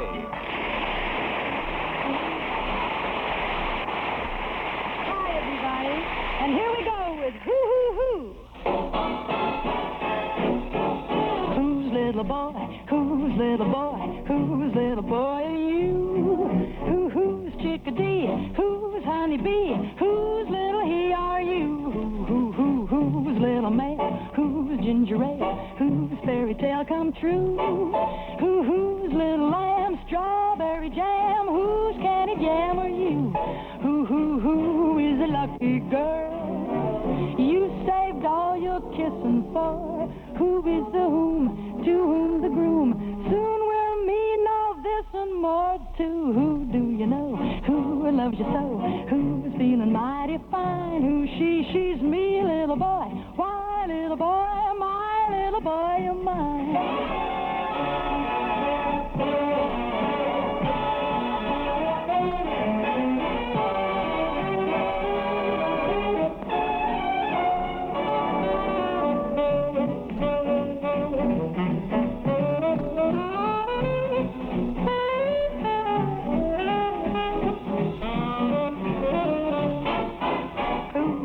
cat some jam. I think you are the cat pajama. Hoo-hoo, as if I had to tell you. Yes, indeed, I love you. Ask the bees above you. Hoo-hoo, hoo-hoo, hoo-hoo. But your baker, doctor, lawyer, candle maker. Hoo-hoo, I know you know the answer. Guess I am the who's this. Guess I am the what's this. Whose little who are you? And who is the lucky girl you saved all your kissing for? Who is the whom, to whom the groom soon will mean all this and more too? Who do you know? Who loves you so? Who's feeling mighty fine? Who's she? She's me, little boy. Why, little boy? My little boy, you're mine. Who's little boy? My pride and joy. Little boy, pride and joy. Hey! Little boy, you're mine.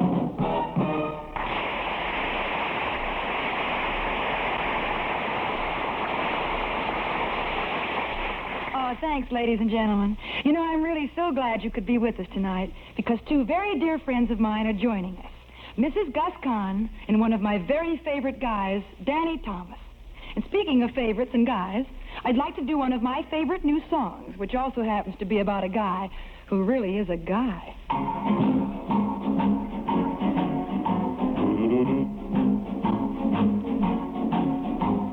I walked down the street like a good girl should. He followed me down the street like I knew he would, because a guy is a guy wherever he may be. So listen and I'll tell you what this fella did to me. I walked to my house like a good girl should. He followed me to my house like I knew he would, because a guy is a guy wherever he may be. So listen while I tell you what this fella did to me. I never saw the boy before, so nothing could be sillier. At closer range, his face was strange, but his manner was familiar. So I walked up the stairs like a good girl should. He followed me up the stairs like I knew he would, because a guy is a guy wherever he may be. So listen and I'll tell you what this fella did to me.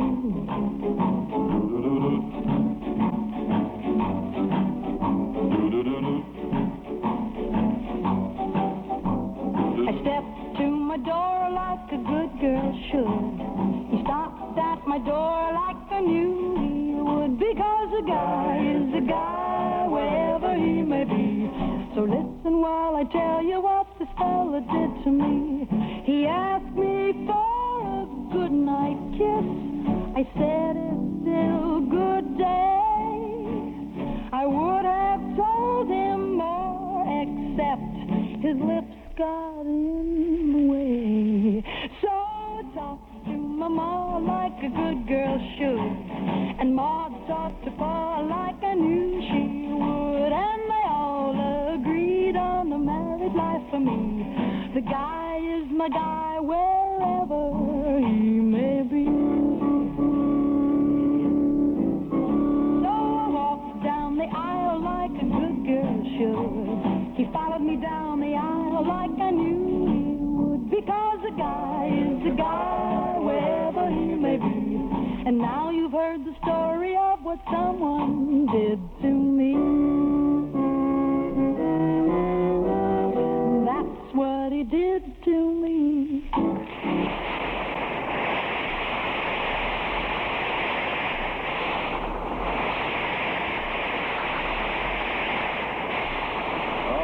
Sure enjoy hearing you hit that rhythm, Doris. Thanks, Roy Rowan. I'm glad you're glad. You know, one thing a song has to have for me is rhythm. So what else is new? Oh, I know. Our show. And it's time for me to welcome our first guest. Those of you who saw the Warner Brothers picture, I'll See You in My Dreams, know that I played the part of a woman who was the wife and life inspiration of one of our finest songwriters, Gus Kahn. Of course, I'm speaking of Grace Kahn. And folks, I want you all to know her too. May I present Mrs. Gus Kahn.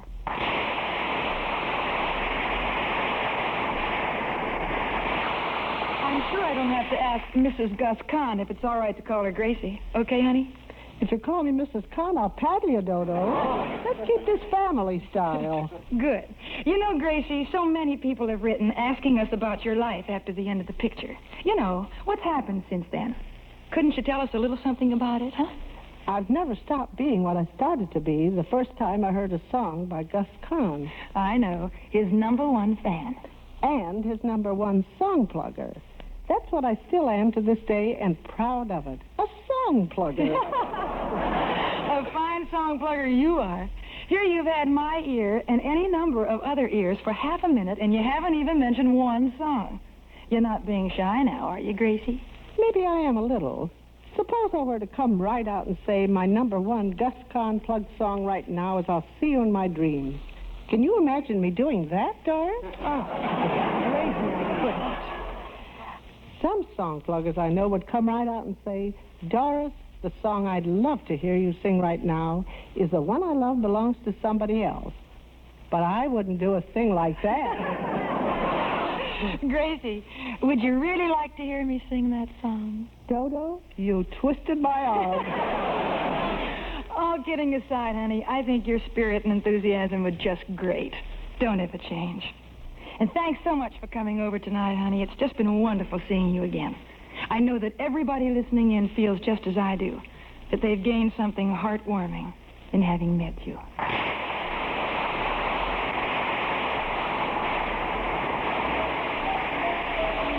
Here it is, Gracie. The one I love belongs to somebody else.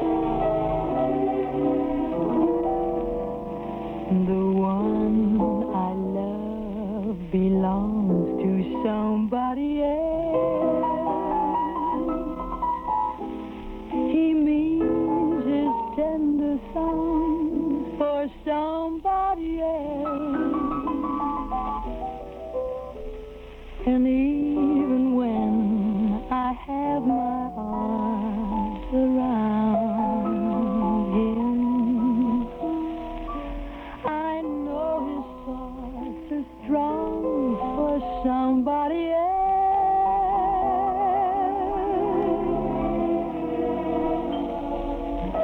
The hands I hold belong to somebody else. I'll bet they're not so cold to somebody else. It's tough to be alone on the shelf, much worse to fall in love by yourself. The one I love belongs to somebody else.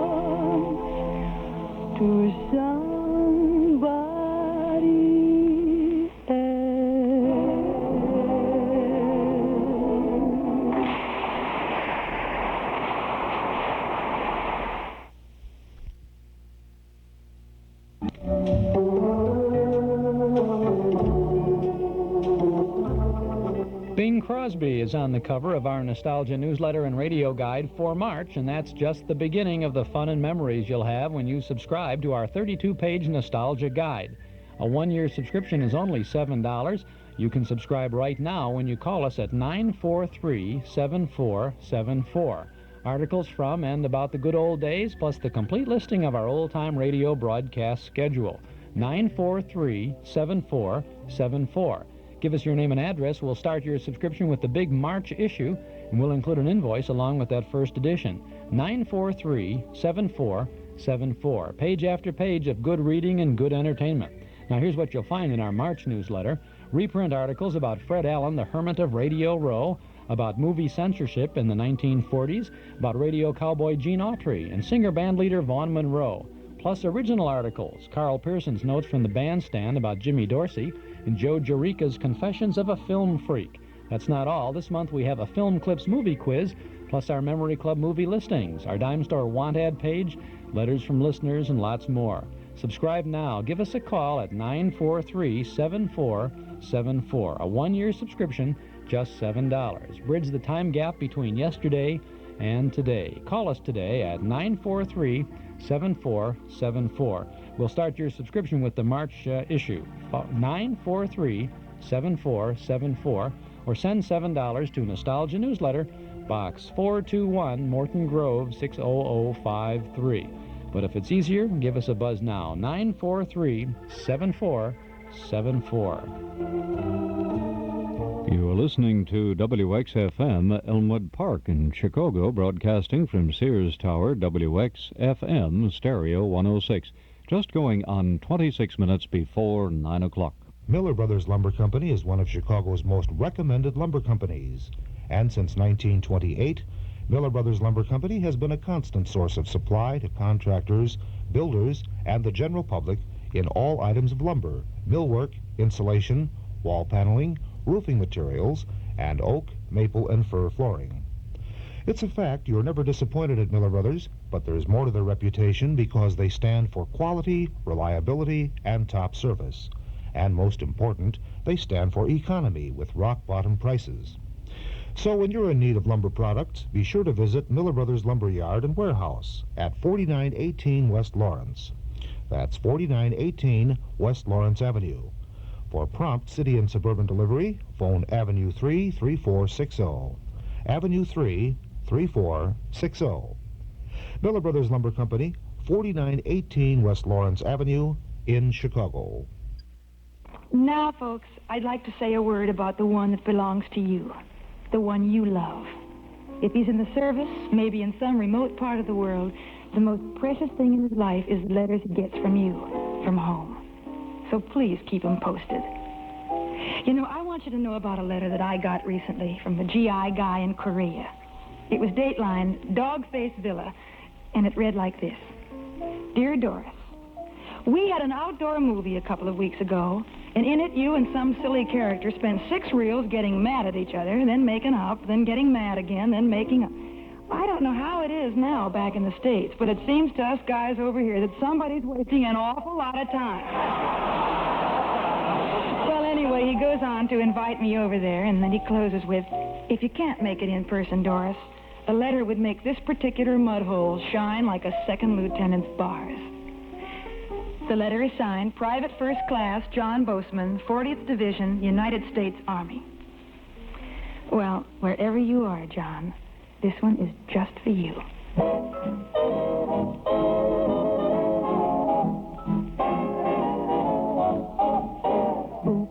My heart went oops the moment that we met. My heart went oops, I never will forget. My heart turned hoops the moment that I met you. Oops, my feet went oops, I nearly took a spill. My knees went oops, they shook a bit until my head went oops, you mustn't let it get you. I was going for a very, what you call a solitary sort of stroll. Just a twiddling my thumbs when I heard a lot of drums begin to pound and roll. And oops, my heart went oops, it went into a spin of loop-the-loop. me kin to nincompoops, the silly way I acted. Of course you couldn't know that you were so aglow and I was so attractive. But baby, take a bow. My heart is going oops right now.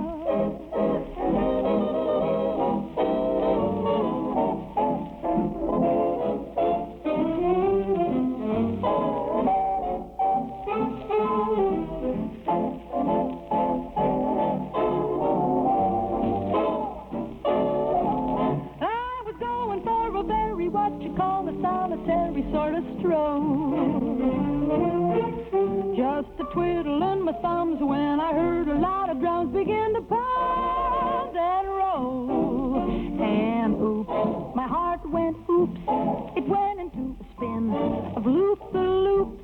You must have thought me kin to nincompoop, the silly way I acted. Of course you couldn't know that you were so aglow and I was so attractive. But baby, take a bow. My heart is going oop, oop, oop right now.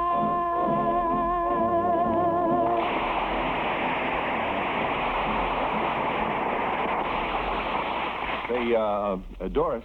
Oh, hi, Roy. What's on your mind? Well, ever since I heard I was going to work with you, I've been thinking up ways to introduce you that would be, different, sort of warm and friendly.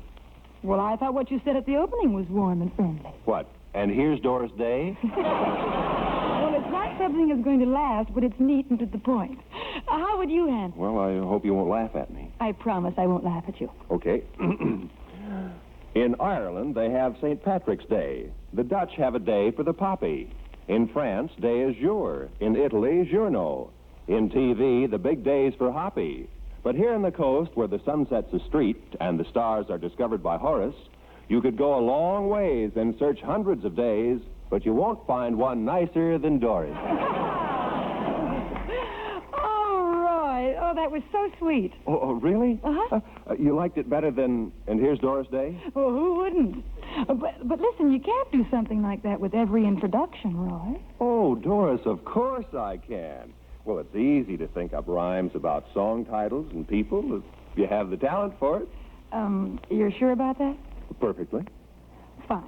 You can work one up for my next song. Okay, what's the title?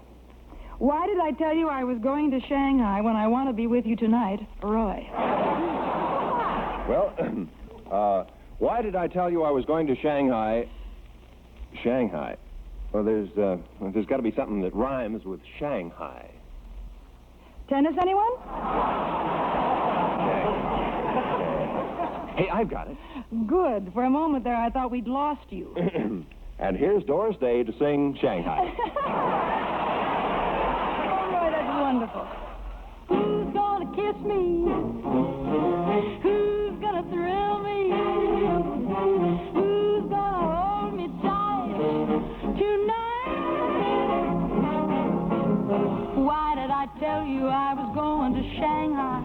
I want to be with you tonight. Why did I holler I was going to Shanghai? I want to be with you tonight.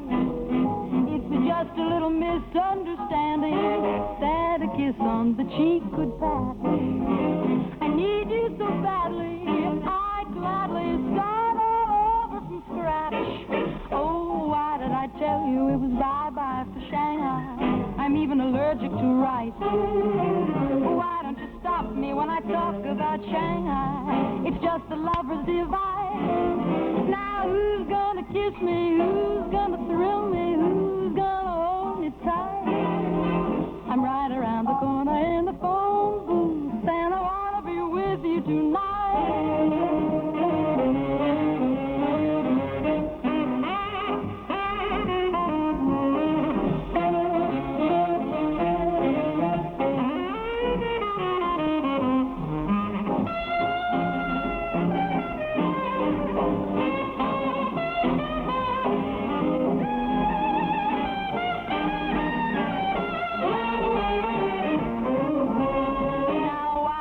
Tell you it was bye-bye for Shanghai. I'm even allergic to rice. Why don't you stop me when I talk about Shanghai? It's just a lover's device.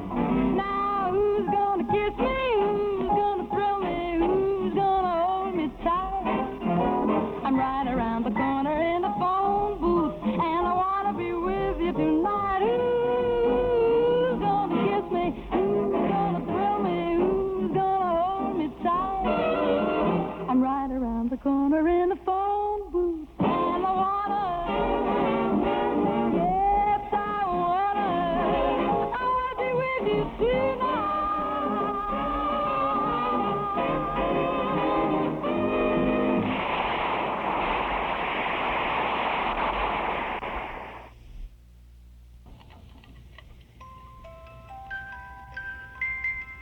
Our Metro Golden Memory Shop at 5120 West Irving Park Road is 1 year old this month, and we're celebrating with a nostalgia shop full of special values and exciting old-time goodies. Pay us a visit this week for a trip back to the good old days of not so long ago. Come see what we've got in store for you.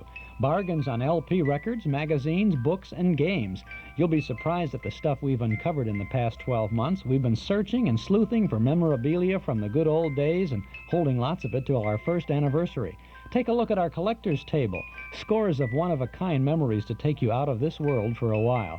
Come in and browse. Movie stills, lobby cards, movie posters, press books. If you can remember it, we probably have it at our Metro Golden Memory Shop. 5120 West Irving Park Road, just east of Laramie. Our shop is open Tuesday and Wednesday from 11 a.m. to 6 p.m., Thursday, Friday, and Saturday till 8, and from 1 to 5 every Sunday afternoon. Metro Golden Memories, thanks to you, celebrating our first birthday. 5120 West Irving Park Road, 2.5 blocks west of Northwest Federal, just across the street from Nelson Hirschberg Ford. Metro Golden Memories, the MGM shop. This is Chuck Shaden with a hall closet full of old-time radio shows every morning here on WXFM 106 on your FM dial. Out of the past comes the Collector's Shop of Shops at 1590 Wood Ellenwood in Des Plaines. If you're an antique lover, browsing through this shop is a must for you. Ours is an entirely new concept with 18 shops under one roof. You'll be pleasantly surprised at our vast selection. Norma, the owner, or one of her dealers will welcome you at the door. They are very knowledgeable about the history and background of all the items in their shop, including 17th, 18th, and 19th century oak and Victorian furniture, primitives, dolls, jewelry, much in the line of orientalia, decorator items, and more. There's also a special room devoted to American Indian art and artifacts. The Collector's Shop of Shops offers personal and individualized service. If you don't find what you're looking for today, try again tomorrow. The dealers travel extensively and merchandise arrives daily. So come browse and talk about antiques. That's the Collector's Shop of Shops at 1590 Wood Ellenwood, 1 block south of Route 14 at River Road. Open 7 days a week from 10 to 5. And now it's that time I've been looking forward to ever since we went on the air, because it's the place in our show reserved for one of my very best friends, a man who, to my way of thinking, stands at the very top of the ladder in the entertainment field. He played my husband, Gus Kahn, in the Warner Brothers picture we've been talking about tonight, and to me it was really a wonderful experience. Here he is, my friend Danny Thomas.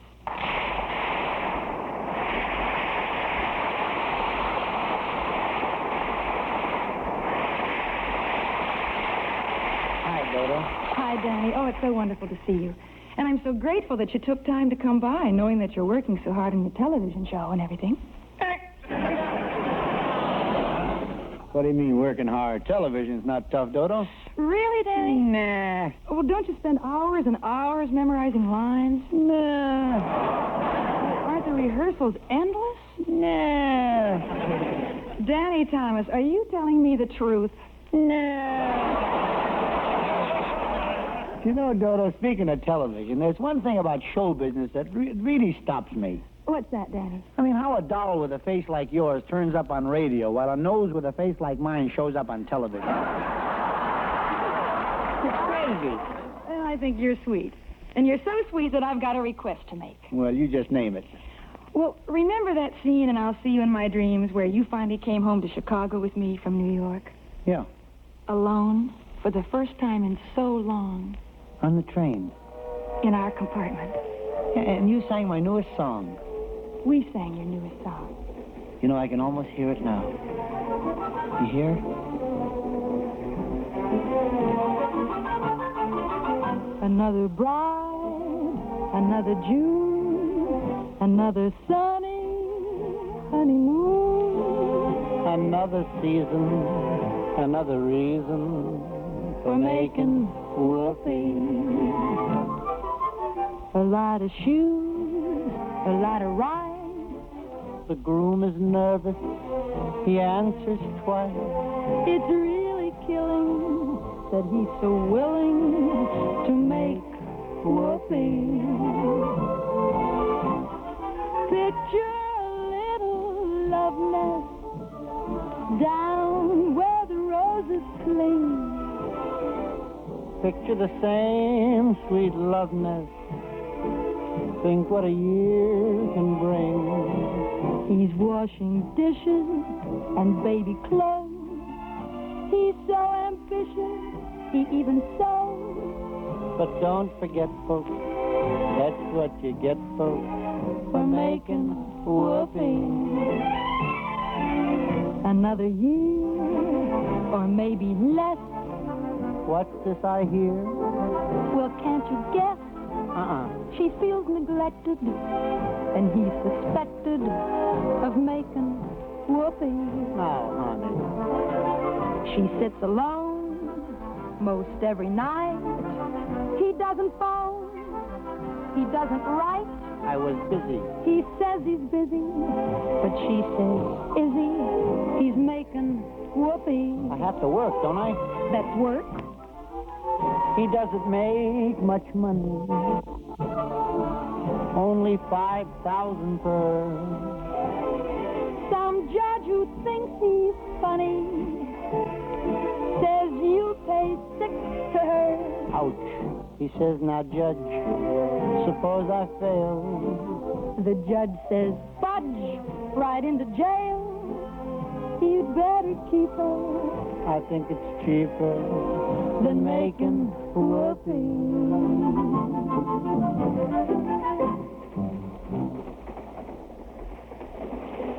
And remember, Danny, just when I started to kiss you, the porter knocked. And I opened the door, reluctantly. And the porter said... Pardon me, folks, but you going to have some dinner? No thanks, porter. You see, we're making whoopee.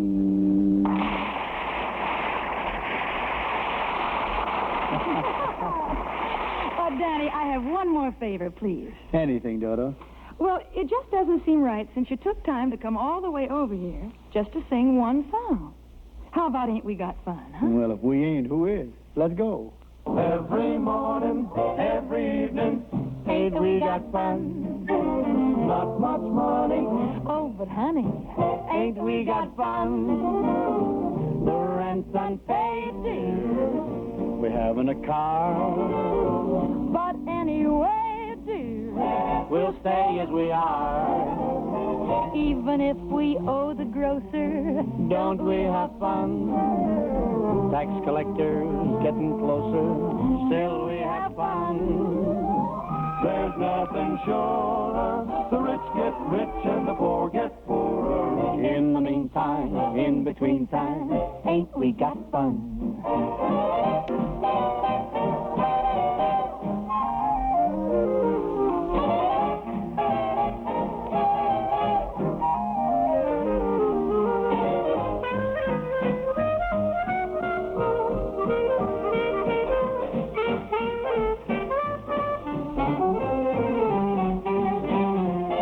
even if we owe the grocer, don't we have fun? Tax collectors getting closer. Still, that guy around again? There's nothing sure. The rich get rich And the poor get poorer. In the meantime, in between times. still we have a lot of fun.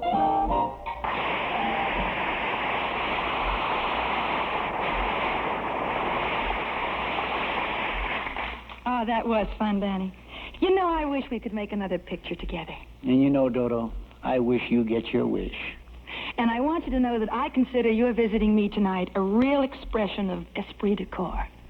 Esprit de who? You know, friendship. A subtle distillation of gratuitous adulation. Ineffable, indissoluble. A reason for living, which, though adversity be imminent, never fluctuates, being imperishable, not ephemeral. Hey, Doro, how many times I told you no baby talk?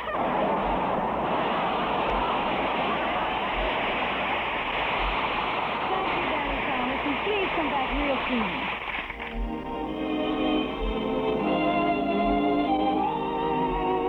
Well, folks, I've certainly enjoyed being with you tonight. And remember, if there's anything special you'd like to hear, just drop me a line. So until we get together again next week, good night, everybody.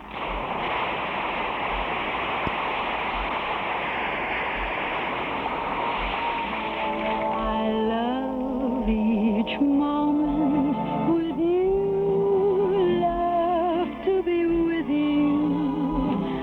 Honest, I do love to be with you, where I belong, singing my songs for you. The Doris Day Show is a Martin Melcher production, directed and edited by Sam Pierce, written by David Gregory, and came to you transcribed from Hollywood.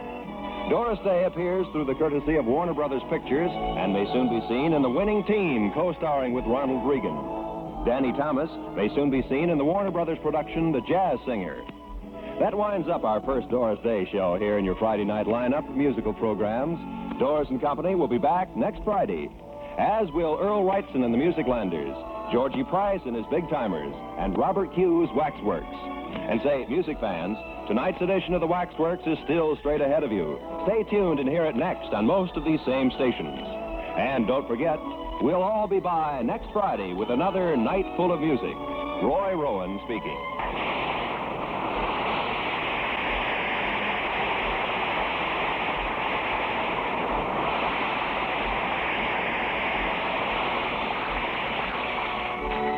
Be sure to join us again next week at this same time when Doris will have as her guests Jack Smith and Jack Kirkwood.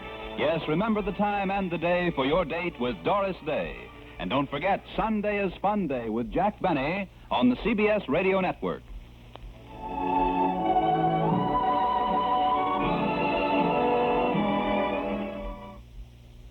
The Doris Day Show from March 28th of 1952 with Danny Thomas, her co-star in the movie I'll See You in My Dreams, and also from 1952, and Mrs. Gus Kahn, the widow of the woman whose husband was biographied, I suppose so, loosely portrayed, very fictionalized film, but good, lots of good music in there. Gus Kahn, the composer. The Doris Day Show from March 28th of 1952, and we'll have more in just a moment. If you like to listen to radio with the lights out, then you'll surely want to get our cassette tape of the month for March, because this month we offer an Arch Oboler Lights Out special.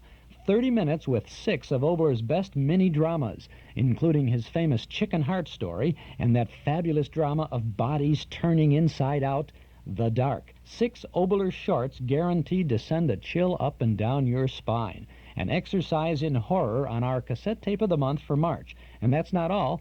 Besides the Oboler special, we also present Boston Blackie and the Case of the Unused Shoes.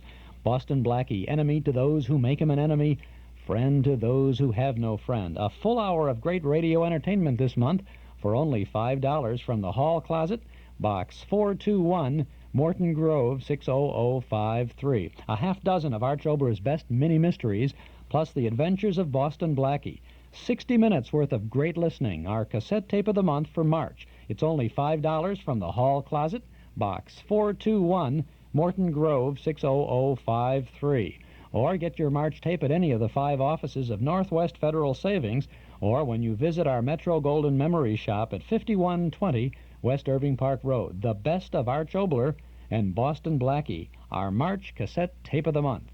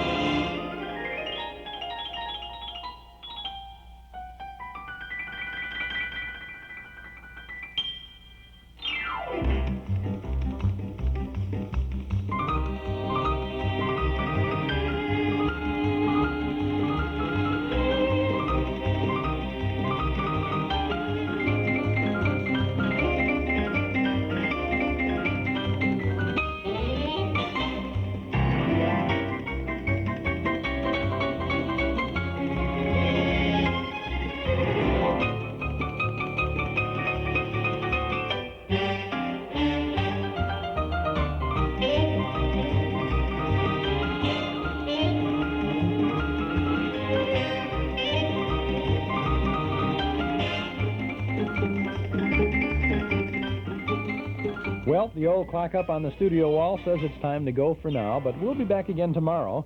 Same time, same station, with more sounds of entertainment from the Hall Closet. Now, tomorrow morning in the Hall Closet, we'll have a great Gildersleeve program, we'll have a Milton Berle show, and we'll have part 10 of the Glenn Miller story. This is Chuck Shaden. Thanks for listening.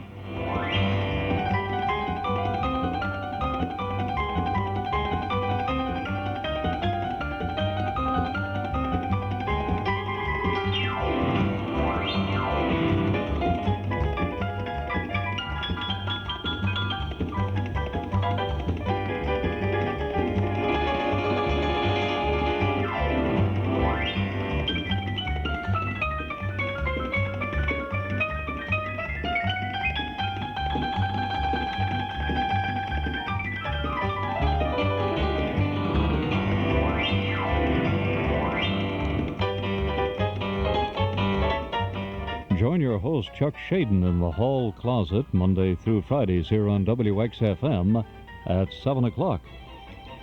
Partly sunny this morning, becoming cloudy in the afternoon. It'll be warmer.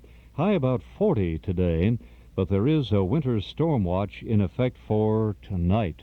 Snow beginning tonight, possibly turning to freezing rain by late, with lows in the 30s tonight.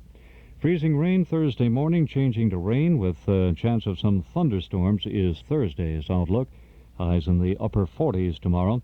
26 degrees presently at the airports, which is -3 Celsius. 31 degrees is the lakefront temperature. That's -1 degree on the Celsius scale. Winds are southerly, 7 miles. The humidity is 63%. Hostelic Painting and Decorating Service at 1228 Stone in LaGrange, Illinois, says know your traffic rules and be safe. A mistake may cost a life. And when you don't know, you can be wrong. The safety message was from Hostelic Painting and Decorating. They are your complete interior and exterior painting contractor with a reputation for quality work. You get the knowledge of their years of experience, and of course you get the most for your money. Finalize your spring plans by calling 354-2726. Hostelic Painting and Decorating Service, 1228 Stone. That's in LaGrange, Illinois. Telephone 354-2726. And you're listening to WXFM, Elmwood Park in Chicago, broadcasting from Sears Tower, WXFM Stereo 106. 9 a.m., and it's time to go out to Cliff Johnson in Oak Park. Thank you very much, Ron Ray. Good morning, everyone. The All-American City Reporting and Oak Park Trust and Savings, who puts it together and pays the bills around here. We're very happy to have it. Do you remember some time back when a little lady named Helen Gusfield, called up one morning and started reading poetry? And I suppose that it takes a certain feeling of acceptance to appreciate poetry. Most of us would, through certain stages of our lives, try to put poetry in a position that fits us. If somebody is desperately in love as a 16-year-old, a poem would mean a certain thing to them. If there's a death in a family, then a poem would take another interpretation. But for the most part, most people don't go gung-ho on poems, but this gal really writes some very nice things. On page 17, she sent me this little book, and I just wanted to share it with you because people who sit down and put their feelings on paper in a simple, forthright manner always intrigues me. But after she was interviewed on this program, and she felt that she was really somebody, she'd never been interviewed on a radio program before and thought it was something else to be on, and really, she was so deserving of a spot. So when this Pepsi-Cola truck gets away from the front of my studio, goodbye, Peps. I'm right at the turn of the mall out here in Oak Park, and every car that goes around here really rumbles. There he goes. You can't read poetry over a Pepsi-Cola truck driving by your front door. Just ain't done, that's all. So here's what our little friend Helen Gusfield wrote after she was on the program, and it's written in just lettered pen. With some people, I feel 10 feet tall, And yet with others, I don't matter at all. Having self-respect is most important, I know. Then a compliment won't raise me too high, nor an insult drag me too low. And then, you know, as we were saying, right on that same page, and I hadn't seen her other little poem, but whether you're 16 years old and it's your first puppy love, or whether you have a broken heart over somebody that ran out on you, or maybe it's a dog that was run over by a car, but this one here, she has words. Words of love can breach the miles, a pounding of the heart all the while. Words of hate, the heart pounds too and fast, and change of tone, and it won't last. Words so legal can prove the law, brings a challenge, a hunt for flaws. Words of wisdom so vital to give to one who is hurt, and no one will to live. Words of lies, when they are really found out, causes mistrust and need to shout. Words, though important, can start to convey what your expression really relays. She almost does a little like Mr. Frost or Edgar Guest. Those of you who aren't of that vintage, do you remember the gentleman at Kennedy's inauguration that tried to pour forth in a very bad light? As a matter of fact, I was looking at a picture the other day at Senator Kennedy's, well, President Kennedy's inauguration. Mr. Frost is going to read the poems, and somebody's trying to shield the light because this gentleman in his late 80s was having a little problem with the dim eyesight, and he was floundering all over with his own poetry, remember? But the Edgar Guest Frost type thing does come out in here. Handshakes by Helen Gusfield. Handshakes can be firm or rather weak. That's the way which hands can speak, though there's various ways hands can touch. Assistance, glance can mean as much. That's nice, isn't it? She also has one just about a poem. A poem can be long, short, joyful, or sad, a pleasure to read, or just completely bad. It can speak of hopes, dreams, love, or morbid thoughts. Whatever the composition, creativeness can be bought. To the composer, the poem simply relates thoughts of the heart he is able to state. Doesn't matter to him another's reaction unless he's pursuing their needed sanction. To sentiment in person he can't express, but in a poem he's able to express. There are tears that so readily flow, and others held back so they don't show. Tears help to wash the eyes and soul. How to stop them we don't always know. When we cry when we're happy, and often when we're sad. Pray and hope to make good from bad. Poems by Helen Gusfield in the little book that I shall cherish she sent to me. Very nice, Helen, wherever you are.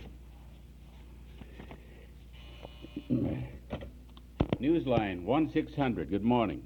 Oh, is this beneficial?